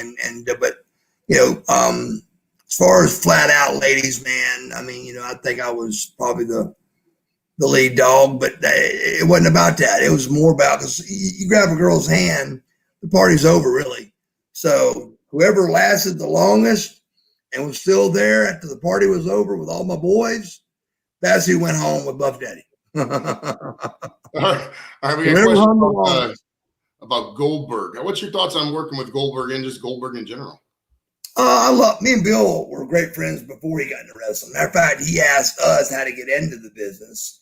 I mean, he probably never would admit this, nor do I care. But Bill's a great guy. I love Bill Goldberg to death, and he comes from. He lives in Dahlonega, and he's a Bulldog and Georgia Bulldog and Atlanta Falcon and all that. So I knew him from just friends and each other, and we were always at the gym friends. We were good friends anyway, but he always wanted to know how to get into business. And one day Lex just goes, dude, how many fucking times we got to tell you, bro? There ain't no way. You just go to this place in Griffin and you pay $3,000 and you get trained by a guy named Sarge. And if they like you, they keep you. If they don't, they don't. And he finally did that. And Sarge took him under his belt and, he became Goldberg, but working him, it was rough working him because he was so over. They had to put him in the ring with the guys that could really work good. And I consider myself one of those guys, no matter what people say or they do. I consider myself one of those guys that I was easy to work, from being able to do what everybody needed and wanted, and was very easy to get along with while we're going over the match, and whatever you want to do, let's do it. And I was just very professional with everything. And so, but he, who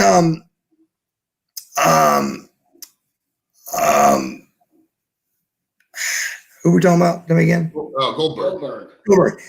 He wasn't really a big partier. So, he didn't party like that, but we tried to show him, how to work, but it didn't look good. It looked like a fag throwing a football left-handed when he was right-handed, because he just went his, it just looked bad. So we had to say to Bill, look, Bill, you just be your fucking self. You're tough, you're bad, you look incredible. We as workers, we will just fucking adjust around your big badass. And that's what we did. We just rolled around him and, and worked, with him. But he couldn't throw a working punch or a working kick. You got kicked, you got speared, you got punched. Just imagine being Buff Bagwell on the outside of the ring. Scott Steiner's climbing towards you. Rick's climbing toward Goldberg. You're getting ready to get tagged in front of 50,000 people at the Dean Dome. I mean, that's just not a good place to be. You know what I'm saying? That's not the best place. It's not a wishing place you'd rather be. Well, I was there on my first match back from being paralyzed. Well, actually, that's actually going to lead to my. I got a question about that. Actually, before we do talk about that, the show Gigolos. Now, I've got several questions in chat about this. A couple of my buddies asked me about this week. Now, were you married at the time of that show? Yes. What did your wife think about that show? And was it all real or was it a work? What was the deal with the show Gigolos? She was actually, it was part of her idea. What had happened is my manager had fallen in his house and bit his tongue real bad. And I said, his name was Hamilton. I said, Hamilton, I go, bro. I said, your tongue is attached to your head. I mean, brother, you need to go get that checked out, bro. But he was a big no-go-see doctor guy. I mean, this guy, he's a billionaire. And he was determined to make my independent wrestling run professional. And I go, Hamilton, that's not going to work, bro. You're not going to do it. It's not going to happen. But, so he did that. And, I'm the one that found him dead and all that. His idea was to get me out of the business. So we changed my number, which is a big deal in pro wrestling, independent pro wrestling. I changed my number. I was going to get out of wrestling and go work for his company. And he died. And then 7 days later, I had my car wreck. That bad car wreck I had in 2012 or 14, where I rolled my Jeep. And I was in a coma for like 5 days. But so at that stage, when I got out of the hospital, my phone was no ringo, no rings. And that's not good. So, and he's dead. That's gone. So I don't know what to do. So I called my manager, my new manager, and I said, bro, it's time to whore Mr. Bagwell out. It's time to shoot out everything, and it's time to do what we got to do. Because I said, we're broke and we need money. And my wife at the time she'd had a decent job, but she wasn't going to be able to support both of us by no means. And so, so she actually saw it. She's the one that came up with the idea. She saw it on TV. And so I she sent me off to my very first date, like a sleepover. And that girl is still my girlfriend to this day. But at the time of being married and not knowing, we didn't know what was going on. We didn't know what to do. We just knew that we had 25 grand coming. So, and we were broke. So she even knew I was going to sleep with another woman that night. Now, she was hoping it wouldn't be sexual and all that, but it is what it is, and life is what it is. But that's what she was hoping. And but so when I landed from the shoot and the Gigolo shoot, I go, I got good news and I got bad news. I said, which one do you want? And my wife goes, I want the good news first. I said, here you go. And we weren't supposed to get that much money, but they give me more because it's the highest rated show they ever had in 5 years. And so it was like 25 grand. And she was like, oh my God, yeah. Oh my God, we can get our bill. And then it hits her. She goes, wait a minute. What's the bad news? I said, the bad news is you're going to see me having sex with a girl on TV in about a week. And she went, what? I go, yeah. I said, now. She goes, I mean, did you actually have sex with her? I go, no. And she said, so that's the part, how I don't know how they did it legally, but that's how they kept it from being X-rated and you couldn't show it on Showtime to, being able to show it on Showtime. And that was, there could be no, penetration. They couldn't show nothing. And brother, I was about this much hanging and about 20 cameras around me. And I came up to the balls when it was over and I said, so I just got as close as I could to her with a side view camera so it couldn't see me and just act like I was screwing her from behind. And I said, I came to him, I said, dude, I'm so sorry. I said, I couldn't. He goes, what are you talking about? I go, I'm sorry I couldn't screw the girl. He said, dude, he goes, you're not supposed to. And they're just like wrestlers. Them boys won't tell me how to do it, or they weren't going to be my buddy. It's another political world I was in, a bunch of good looking dudes that were, selling their body for money. But they loved me, of course, and I was nice to everybody and wanted over with Showtime big time. And so they were actually going to have a whole show here in Atlanta. I was going to run all the jiggles out of Atlanta. And a guy named Garen, which his real name's Brett, but a guy named Garen, he was going to run Vegas like he was running. And then we could go from Vegas to Atlanta back and forth and show two different things going on and have two different kind of things going on. So I signed a $240,000 contract down to they went down with the whole show, discontinued the show. So that's how I tried my best to take up for my wife with every TMZ, show and all that stuff. I was like, look, this and that. Showtime calls me and goes, look, bro, you got to shut your fucking mouth. I mean, we're trying to show people here that this is really happening, and you're fucking telling me it ain't. So I was trying to take care of making it make sense that I'm married, and at the same time I'm going out and screwing girls. Well, that don't make your wife look so good. So I'm trying to take up for her. And Showtime calls them and they go, Mark, you gotta cut. You can't be talking like that. So from that stage on, she was on her own until they canceled the show, and then it didn't matter no more anyway. So, but it got me right back on TV, brother. I mean, right back in the mix. I walked through the airport. Gigolos, what's up? They loved it, so it worked.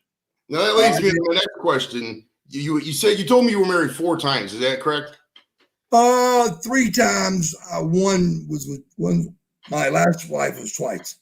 Okay. Is there one that you dislike more than the others, or do you like? Is it all? Yeah, there actually is. My second wife. She's cool, but she would be the least of the crop. My first wife was spectacular, and I loved her to death and still do. She's a great friend of mine. My third wife, we're still extreme good friends, and we stay in touch. And but my second wife was, I tried to tell her to run early because she was real good looking and she was about 7 years younger. And I said, look, with what I got going on and what's coming at me, I said, you need to run. You need to run for your life. I said, you're a good looking girl. I don't want to fuck your life up. I said, you need to run, go do something else. I said, I'm still kind of in love with my first wife. We're dating, yeah, but you need to run. And she said, I'm going anywhere you go. I said, okay. So she hung in and ended up addicted to every drug there is and left me and went straight downhill. Excuse me, back up. I kicked her fucking out on a prenuptial, and I'd come home from a fucking trip, bro, to a $1.3 million house that I built from the ground up. to a $6,000 Sub-Zero refrigerator and nothing fucking be in it. And so I warned her about that. I warned her about a couple other things. I said, baby, I said, do you realize you have signed a prenuptial agreement? That means you're going to walk out of this motherfucker with nothing.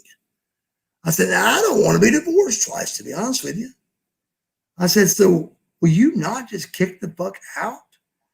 I couldn't kick her out, dude. So finally, I walked up to her and I said, hey, I said, I came on a red eye with nothing in the refrigerator. And I went straight to the bedroom. I tapped her on the forehead. I went, "It's that hard, bro," and on her forehead. And she opened her eyes. I said, "You got 15 minutes to be the fuck out of here." I said, "Or I'm gonna beat your fucking brains out." And she was out in 10. And to this day, I've never saw her again. Nice. I talked to her twice, never saw her again. But my first and third wives were solid and cool and got good lives still and good jobs. And I think even the second wife's doing okay, but we don't stay in touch. She called me one time to buy one of my pictures. I was like, "Are you fucking kidding me?" She goes, "Well, I picked it out." I said, "I fucking bought it." I said, "You fucking kidding me?" So we had one of those talks where we told all of our dirt. And then we talked another time when she wanted to buy one of my pictures. And that's only, we talked twice after being married for 3 years. And just never had nothing to do with her again. But my first wife and my third, we were like tighter. Any room for a fifth marriage? Or no? Oh yeah, absolutely there is. So the girl I'm dating now, I've told her, I said we're not getting any younger. I said, and I like to be married. I love it. I love the girl I'm with tremendously. And I told her, I said, look, I said I said we're not getting any younger. Let's do this, And long story short, she she's got a lot going on too, and she has moved to Marathon, Florida, and she's trying to start her life over and get her life back together too. She lost her son a year ago this past June, which is, anybody that knows about that's a horrible thing. So she had to go through that. At the same time was my car wreck and COVID. So all that was at the same time, and it was just too much on her. So we sold the house. She moved to Marathon, and I went another direction. But now we see each other from time to time. Going back to your neck injury from when you first got hurt, what was it, 92 or 3? Bro, that's one of those dates you don't ever forget. April 23rd, 1998. All right, what happened, or what was supposed to happen, and what did happen? A bulldog that I'd taken about 10 million times from Rick Steiner, and he came off the rope and missed me. And when he missed me, keep in mind we were live, so I wanted to at least catch up to him so the announcer could say, he missed him, but he got enough of him, that kind of thing or something, so it looked okay. But in the process of that, he hit the mat, came back on me. When he did, my head went that way and boom, I was paralyzed instantly. And it was instantly, I knew I was paralyzed. It wasn't like, oh, this is a stinger, you're hurt. This was, bro, you're fucking paralyzed. How long were you out for? 11 minutes. Well, really, it was 3 hours before I wasn't paralyzed totally. Because by the time I was able to wiggle my fingers and toes, I already had the duct tape over the head, on the board, all that. I could move my fingers and my toes. And I go to the hospital and do all the CAT scans, MRIs, all that. So it's about 3 hours, I'd say. Sting and Luger rode in the ambulance with me. And I even played a joke on them. We came out of the back. But when I knew what happened, the doctor comes in and goes, "Sit up." I go, "Set up?" He goes, "Yeah." And I was just paralyzed. Keep in mind, just 3 hours ago, I was totally paralyzed.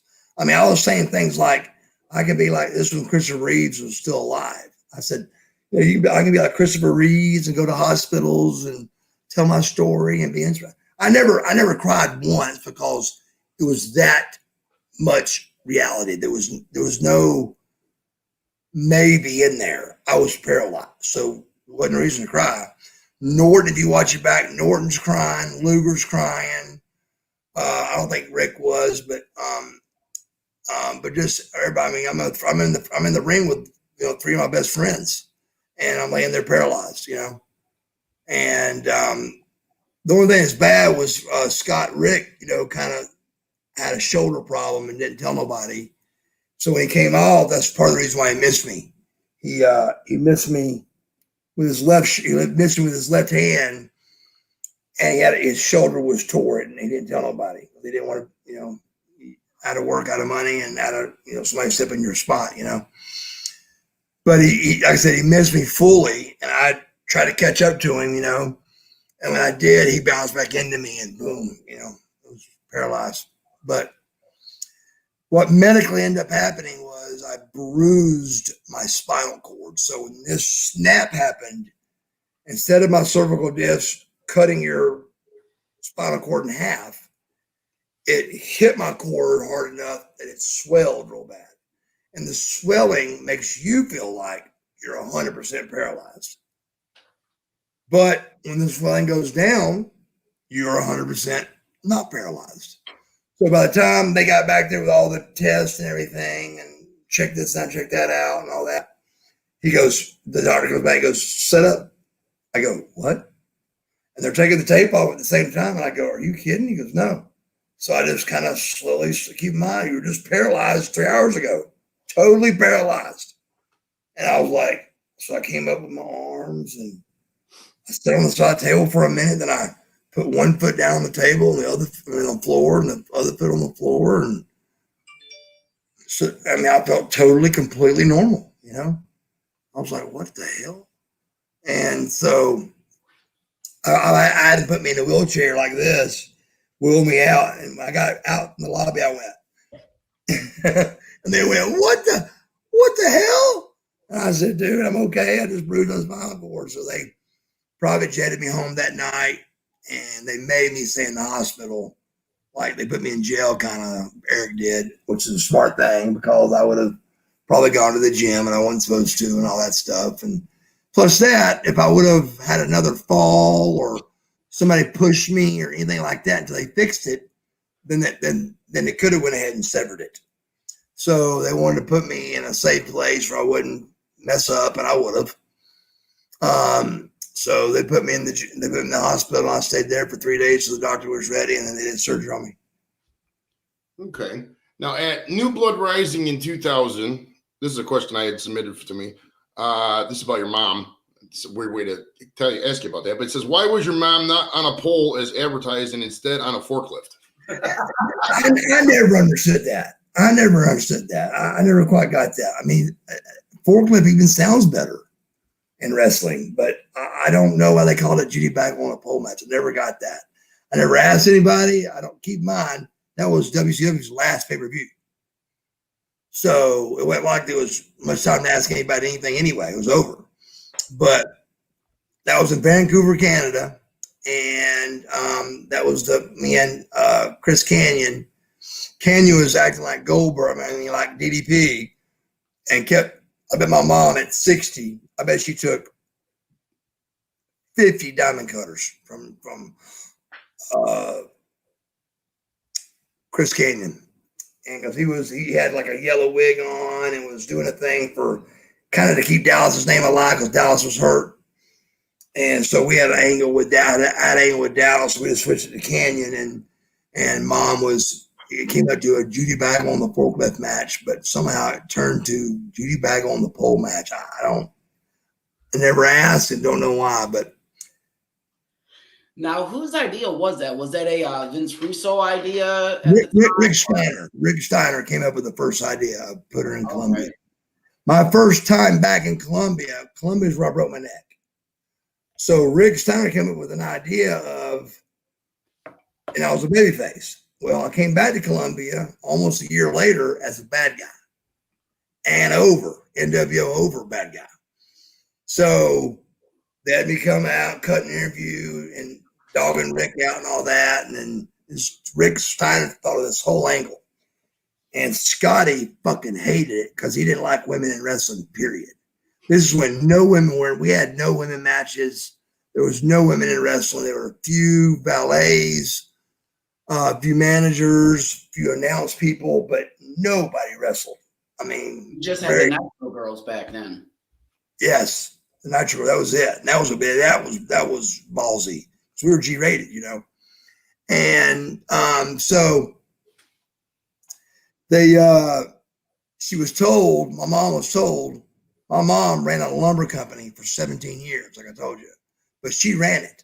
My dad was the brains behind it, but my mom ran it. Well, 17 years of running 200 men employees and all the truck drivers you can imagine in the 70s and 80s, being a woman, what kind of woman you are. She was a badass. And so she fit right into the wrestling thing. But when she came to Columbia that night, she lost it. She had lost her power. And I went, what? I said, what the fuck are you doing? I said, you got to snap out of this. She said, I'm just nervous. I don't know. I mean, here's a woman getting ready to go on the highest rated show on television right now, bro. For the first time ever. No practice, nothing. So I took her to the ring and showed her as much as I could to get her comfortable, but she wasn't coming around. And my dad was with me too. And I said, Dad, I go, what are we going to do? He goes, I don't know. Let me talk to her. So he talks to her for a minute, and she wasn't coming around. And she wasn't supposed to get in the ring. The idea was to come out, and we had an interview to where she ended up dragging me off, like going to whip my ass for being a bad boy kind of thing. And so she was told to stay away from Scott Steiner and don't get in the ring. Well, when she came out, she still hadn't turned into the Judy Bagwell running Southeastern Building Supply. Get fired if you don't got a fucking pin in your pocket right now, woman. And so I had to go where I had to go to get her to pull her out. And I said, listen, old woman. I said, and the statement I said was true. I said, so it really pissed her off. I said, listen, old woman. I said, without me, you couldn't even fucking eat. And here she come inside the ring. I wasn't supposed to. I went, oh shit. She goes to Scotty first, like a dumbass. He almost breaks her arm. And then she comes to me and drags me off on my ear, and I sell it the whole way. And she throws me in the back lane. And for some reason, she turns around and throws her hands up in front of 30,000 people in Columbia, South Carolina, and the whole place fucking the roof came off. From that point on, she was over. She was so over, it wasn't even funny. That's awesome, man. Yeah. Was that kind of cool, like having your mom in there? I mean, how did that feel? Like just like it was okay. It was actually what happened was I had a ton of heat on me, but and keep in mind, my mom and dad, they were believing what they were told too, of all the things they were hearing. Because I mean, how could this many people be, telling a lie? And so they believed all the heat and all the bad things they were seeing on how Buff was hard to deal with and he's changed and all that. Well, my mom gets on the road and sees that none of that's the truth. So she becomes the one that I got to watch. I'm having to cover her mouth and she going, shut up. Like you go, he's late. We were here for him. We checked him for he did. Why is he late? I was like, mother, shut the fuck up. You can't do that. So, so she ended up, when she found out her baby really hadn't done nothing wrong, it pissed her off. So she became the problem. And I was like, Mom, you got to shut the fuck up. So But wasn't too long after that, I got her a $300,000 contract. And on the same flight that I shake hands for 300 grand for her, she fucking has, what is that thing that bursts your appendix? Is that right? Appendicitis? Yeah. She gets that on the way home. She goes right from the Vancouver flight to the hospital. And on live TV, that ain't good. So we wrote in instantly that me and Scotty beat her up. So we videotaped her in the hospital room. That was it for Judy Bagwell. Nice. I had a $300,000 deal done over that I sit on my knee the whole flight home from Seattle that I got her talked into, and she deserved it because she was over and she was getting over, and it had been done a lot with her, and she landed literally to me having to get a wheelchair and get the wheelchair to come over to her, and Dad went outside straight to the hospital. Oh wow! Yeah. So that was it. That's what we wrote in, that we beat her up, and she was wrote out of the paper, wrote out the script. I got some quick shout outs. Colin's in the house. Colin McMenamin, Bobby Catton's in the house. Daddy Dutch Barbecue Kent's in the house. Cody O, Left TV's in the house. Check him out. Sorry about this. What's up? Gina's in the house. Welcome, Gina. Mick T was here earlier. White Chipmunks, congratulations. Doris Wrestling Corner was wanting me to shout her out earlier. The Real Weed Wars is in the house. Skinner Farms, Josh Skinner. Tuna, can't forget Tuna. Anybody else who want me to shout you out, give me a holler. But what was I going to ask you next? Oh, we got some submitted questions here. What happened? Forgive me if some of these are offensive. These aren't me asking some of these questions. What happened to your voice since you wrestled? Why is it got the Alex Jones raspiness going on there? Oh God! If you ever heard me talk, this is how I've always talked. I mean, like the later it gets, it's like that. But actually, what's medically wrong with me is, but I've had it my whole life. So that's what I'm saying. I've always sounded like this my whole life. But medically, what's wrong with me is I have what's called God dang, I can't remember the name of it now. They're on your vocal cord, vocal nodules. And vocal nodules, have you ever seen vocal cords? Yeah. They look just like a what? Like a piano. You've never seen them then? No, I'm lying. They look just like a pussy. They look just like a pussy. Okay. Just like one. And they go like this. They're like this. They look just like a pussy. I mean, just like one. But vocal nodules from raspiness and yelling and sports and whatever, they grow these nodules on each thing. This is how when you talk, it's like, that's how you talk. Well, when there's nodules there, air can get through, and that causes the raspiness of my voice. But this was known in the 6th grade. And so the catch was, it's easy to do. Matter of fact, Joan Rivers died getting her vocal nodules removed. Now, it wasn't because of the surgery. It was because of some kind of the anesthesia or whatever, but she was actually going in. Remember how rough her voice always was? Mm-hmm. Joan Rivers, same thing. She had vocal nodules. And she would go in and get hers scraped off. But the problem is when you do that, you got to change the way you talk or they'll come right back. Well, brother, I'm the starting quarterback of the high school team. I play baseball. I talk loud anyway to everybody. Then I become a wrestler. I mean, there was no time to fix it. You couldn't fix it. There's no way. And so, plus that, girls always thought my voice was sexy. So I was like, why do I want to fix something that girls think is sexy? But anybody's never heard me talk, I always had a raspy kind of deep voice like this, always. But that's what that's actually the medical reason why it sounds the way it does. Gotcha. Okay. We had another question. It says something happened to your bicep. Did you have any bicep injuries? And can we get a quick post? Yeah, I got two. It's hard for me to do. I got two. I got both mine are tore. I mean, I remember I used to see the real big double bicep. I can't do that no more because I can't supinate my shoulders. Because keep in mind, this shoulder's fake, and this shoulder's had about 5 surgeries on it.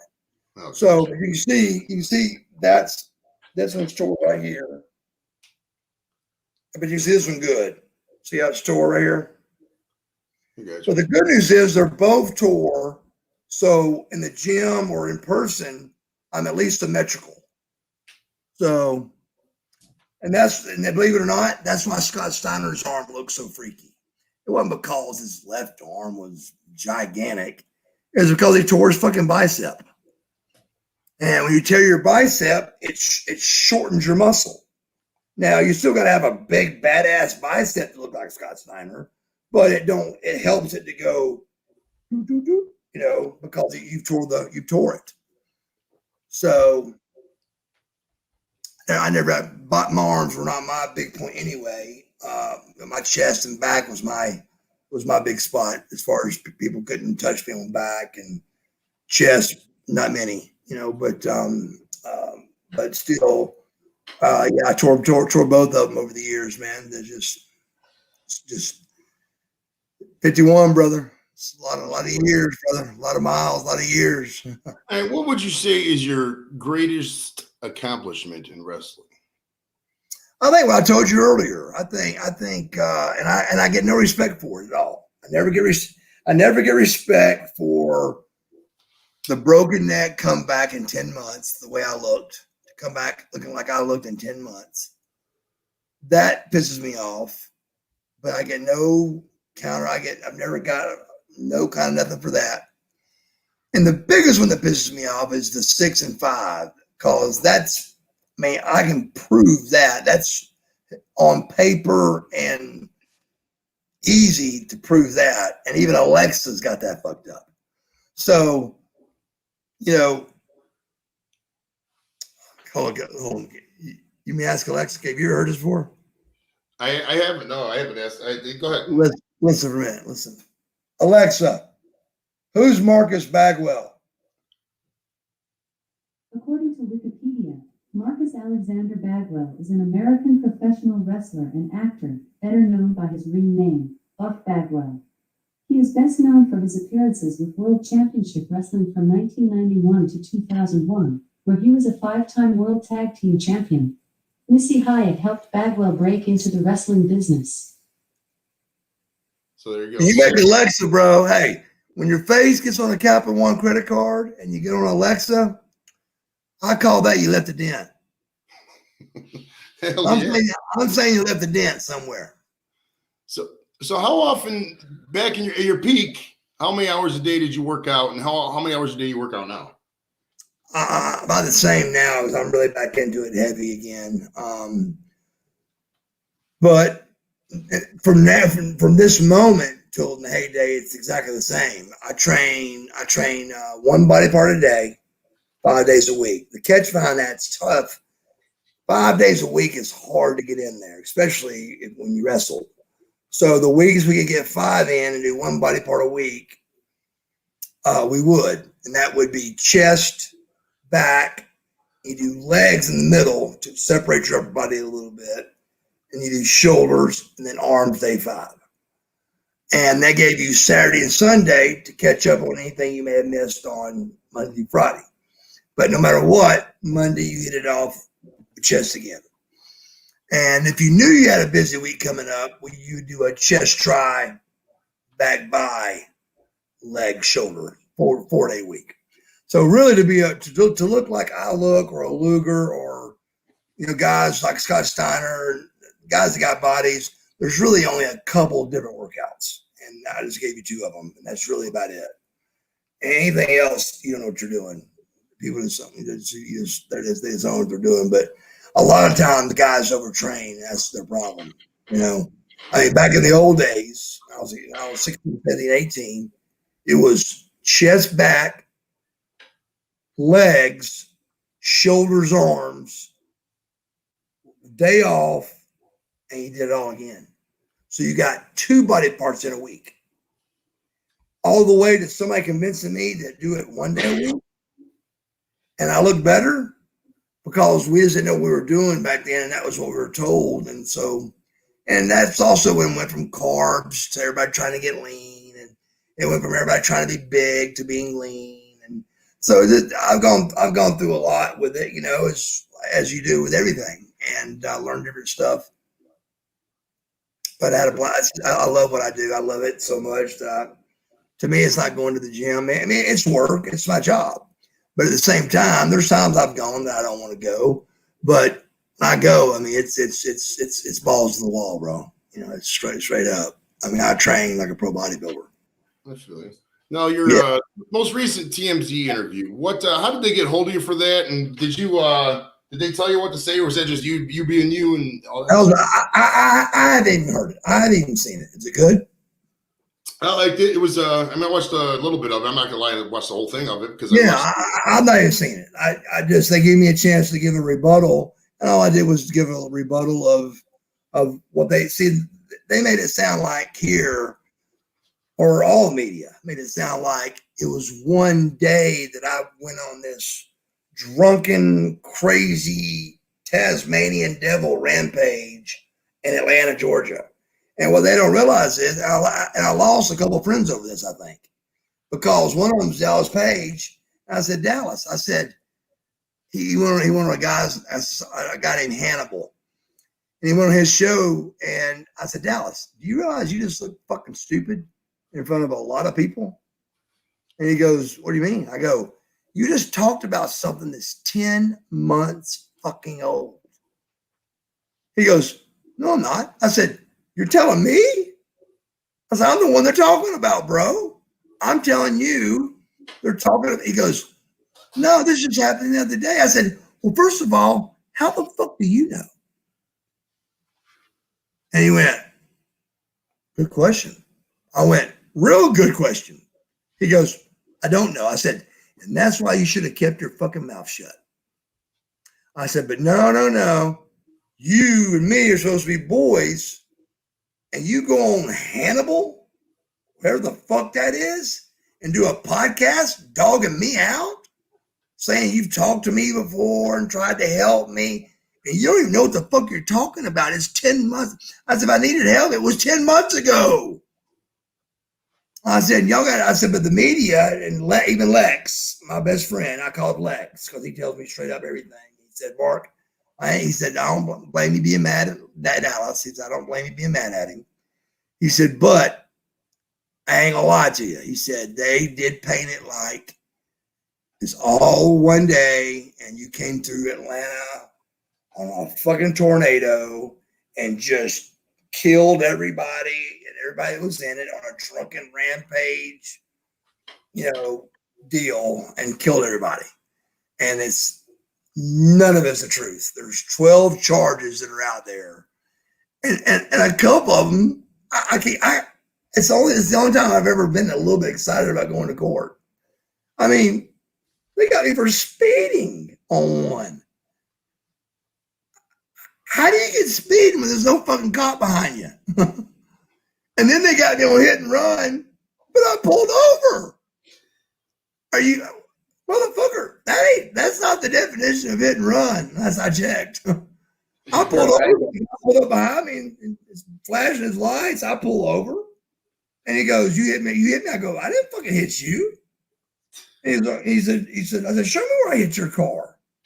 And he tries to act like, well, you can't see it, but it's underneath. I said, dude, I don't know what the fuck you're talking about.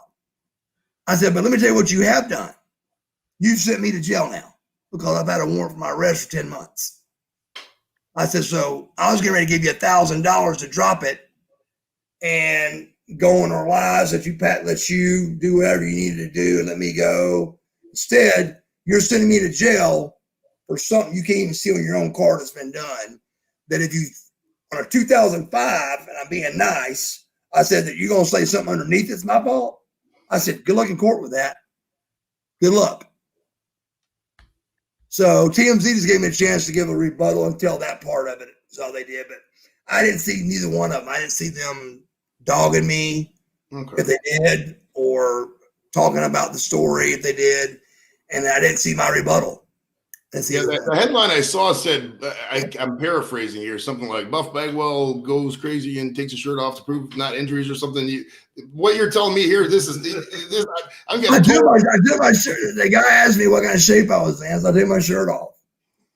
Woo, that don't sound like Buff at all. That leads us to a Whoa, good Buff question. takes his shirt off. Turn the page. Wow. That leads us to a good question here. It says, are you comfortable talking about steroids? And there's a follow up on that. What do you think? What the Rock, Dwayne the Rock Johnson is on, if anything? Oh God, that's like DDP almost. You just don't talk about shit you don't know, bro. My dad told me something when I was 10 years old that I thought he was crazy and totally understand now and totally believe him. And that is, he said, if you'll go through life and believe nothing you hear and only half of what you see, you'll end up better. And by God, I'm telling you, it may not work on every subject, but if you kept up with it for a full year and you went by those rules truthfully, I guarantee you, brother, you're going to come out better. You believe nothing you fucking hear, and you believe only half of what you see. And in this situation, I ain't seen nothing, and I hear things. So here, I'm supposed to not believe nothing I hear, and only half of what I see, and I ain't seen nothing. But I'm going to talk about something The Rock's doing? Shit, I mean, I think he looks fantastic. There's no doubt about it. He looks phenomenal. But I got no idea what he's done or what he did to get like that. I mean, nobody knows what I did to do what I did. But they can believe and think and say whatever they want. But I ain't uncomfortable about talking about fucking nothing. Let's clear that air real quick. There ain't nothing you can ask Marcus Bagwell that makes me uncomfortable. Because I got to answer for everything because, like I said, you don't got to remember the truth. Now, are you still going to go wrestle, or are you done? And if Yeah, so, yeah, definitely. So Yeah. who has contacted you? Who you think you're going to end up with? I mean, don't get me wrong. I've just got so much heat out there that the good news is that I ain't got heat with a Jacksonville Jaguar owner. He don't know. I mean, just because the WWF guys didn't like me, and why do you think WCW loved me for 11 years? Because they hated me? Well, I stayed around because they liked me. But all of a sudden, and it's not their fault, but the WWF guys, they met Buff, Computer Buff is who they got to meet. And they did not go by the rules of believe nothing you hear and half what you see. They went with believe everything you hear and everything you see. And so when I showed up, I'm definitely going to take somebody's fucking job away. There's no doubt. So it ain't like they're going to welcome me in with open arms, So, it just, you just got to do what you got to do the best you can. And like I said, but it's changed a lot now. I've heard a guy even heard Vince is selling to NBC for billions of dollars. I mean, I don't even know if it's true or not, but I've heard. So there's a lot going on in wrestling right now. But, bro, I probably do, without exaggeration, 20 or 30 cameos a month. And I want to see one AEW guy that does that, and I will kiss your fucking ass. You tell me how you won't want to hire a guy that's get 30 cameos from all over the world, and they don't want to hire him because he has heat. Well, if the Jacksonville Jaguar wants to make money, you hire Buff Bagwell and he'll put ass in seats. And that's what this job's about. And that's what went away from this business. And it went back to cliques and groups and politics and all that. But when I was in it, it was about, just about you could do the job and you drew money, by God, you were in there. And that's what Buff Bagwell did. Buff Bagwell drew money and did his job and did it right and did it easy and was easy to get along with and all this. And then the internet went on there and tried to rip me apart. saying different things, and the human race actually upset me, which was they believed it. They believed that I get my mom to call to get me out of shows. Are you fucking kidding me? I'm with the WWF trying to get a job. I'm gonna get my mom to get a show canceled. I mean, even if I did, and even if the match was shitty, you don't fire Buff Bagwell over that. You just say, look, bro, tell your mother to fucking call somebody else. Leave me alone. And if it's a shitty match, you say, hey, tie your shit up or you're out. Instead, you fire Buff Bagwell. The whole thing's ridiculous. It's just stupid. Yeah, it definitely sounds like it. But you mentioned one thing about going to AEW. Who there right now would you want to have a match with? Would you see yourself getting in there with someone like a Kenny Omega or someone like a Christian Cage or your old buddy Sting? Would you like to get into the ring with Sting now? I don't really have a name that I'd like to get in the ring with. I just because I don't know the guys, all the new guys. It'd be the kind of thing where I'd have to work on to see if what kind of chemistry we had, and me and Booker of all things had the best chemistry ever, and that's who we supposedly had the horrible match, But go look back at the 11 years with my 5 different partners and see how many times me and Booker even somewhat messed up or even stumbled the least bit, and you won't find one, brother. Nah, I mean, I'll be honest with you. Your match with you and Riggs when you beat Harlem Heat for the tag titles on Nitro, that was one of my favorite matches of that year. Me and Booker always got along good, always had great matches, and we wrestled them with every tag team I've got because they were always the hot tag team. So when I got a new guy, of course we were the next hottest, so we were always going against them, So it's just politics, and it's just a business, man. It's just way like Jim Ross, I love him to death, but he said, I was doing my job. I wasn't, I like you, Buff. Well, that's a fucking lie, because on a round table, he went on a round table and ripped me the fuck apart. So here's the thing. Hate me and fire me and say you hate me, we ain't got no problems. I mean, okay, you did your job. You don't like me, you fired me. Don't say you like me, dog me out on the fucking round table and say you were doing your job. Now you're fucking lying. So that's the problem I got with that is don't fucking lie. Tell the truth, bro. And we made up, we hugged and made up, but still, that's still the reason why all that happened was it just, he ripped me apart on the round table and said he was just doing his job and he likes me. Well, that ain't true, because if that's the truth, he would have, not dogged me out of that round table. So, he dogged me hard too, brother. I mean, the mother was a fucking lie. I've only got 3 witnesses to his phone call, 3 witnesses, and one of them's God. So me against Jim Ross, who you think is going to win? Jim Ross is going to win. So, but he called me and told me to take the weekend off. They had big plans for me on Monday. I took the weekend off and get fired on Monday, and the rumors start flying in about my mother getting me off shows I wanted off of, and just all this crazy shit, dude. So it just was ridiculous. It was just, it's actually sad what they did to me, dude. 30 years old, looking the way I looked, being the wrestler I was, and to take my career away the way they did, that's pretty rough, bro. That's pretty rough.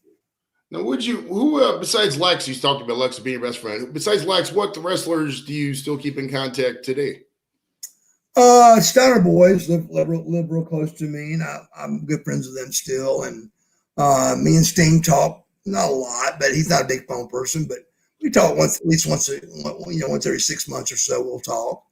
But me and Lex talk more than that, but it's like kind of like high school, dude. You say you're gonna stay in touch and shit. You get out and you get married, and your wife gets pregnant, and then just life happens, bro. So it's just hard to keep up with everybody, I feel you. We got 2 more questions before we get going. One, I just thought of this. How do you go over 2.5 hours without drinking a sip of water or anything? You got a lot of energy, man. What's your secret for that? Well, I'm staring at an alcohol beverage. I mean, a beverage right now that I want, and my girlfriend went to bed and didn't bring me a cup. I need to be careful what I'm doing on camera. So that's one reason. But I'm actually dying of thirst right now. I feel it. So before we go, how did you deal with COVID when you first got it, and what were you doing? And I never had COVID. I never got COVID. Oh no, like just the whole lockdown. I mean, how did that well, all it did to me was cost me $150,000. I lost $150,000. I took my worst month in 18 years of independent wrestling. I took my very worst month, and I times it by the months that COVID had been and going on. It was right at $140,000. And it was so depressing, I quit counting. But now I'm booked I'm booked. I mean, I'm getting bookings all the time, podcast and the virtual signings have made me a lot of money, and the cameos keep me afloat. And now I'm starting to get appearances and signings, and then in 2 months I'll be able to wrestle again. So it's really, everything's coming around good. Outstanding. So how can people get a hold of you if they want to contact MarcusBuffBagwell.com. You go to MarcusBuffBagwell.com, and that'll guide you to my Instagram, my Facebook, my everything. That's my website. It's MarcusBuffBagwell.com. All right, so go to MarcusBuffBagwell.com if you want to get a hold of Mr. Bagwell. And sir, I would like to thank you. Oh, they want to know how much is a cameo, real quick. I think mine's 50 something. I think I think Scotty does 100 something, but I just find it. I stay more busier. Just come down a little price with it, make it reasonable for everybody. I'd rather stay busy and make a bunch of 50s and make a few hundreds. To me, it just makes more sense. So, but Scotty does well too. He's a great interviewer and does well. So, but you can go on cameo.com. It'll show you. Good deal. Well, I'd like to thank you, Mr. Bagwell. This is one of my favorite interviews. The crew likes it well. We're going to have an after party here. We're probably going to smoke some buds and chill. And I appreciate you for coming out. Join us next week. I wish I was there for the after party. Oh, hell, we would have a blast. Join us next week. We have Siobhan Fallon Hogan. She's an actress who played the bus driver in Forrest Gump, and she was Elaine's roommate in Seinfeld. And thank you so much, man, for coming out. Enjoy your beer. Hey, man. It was my pleasure. It was my pleasure. Thank you for having time to take me in. And you guys have a good one, brother. Outstanding. If you haven't subscribed already, subscribe to the show. We'll talk to you guys later. Bye. See you, brother.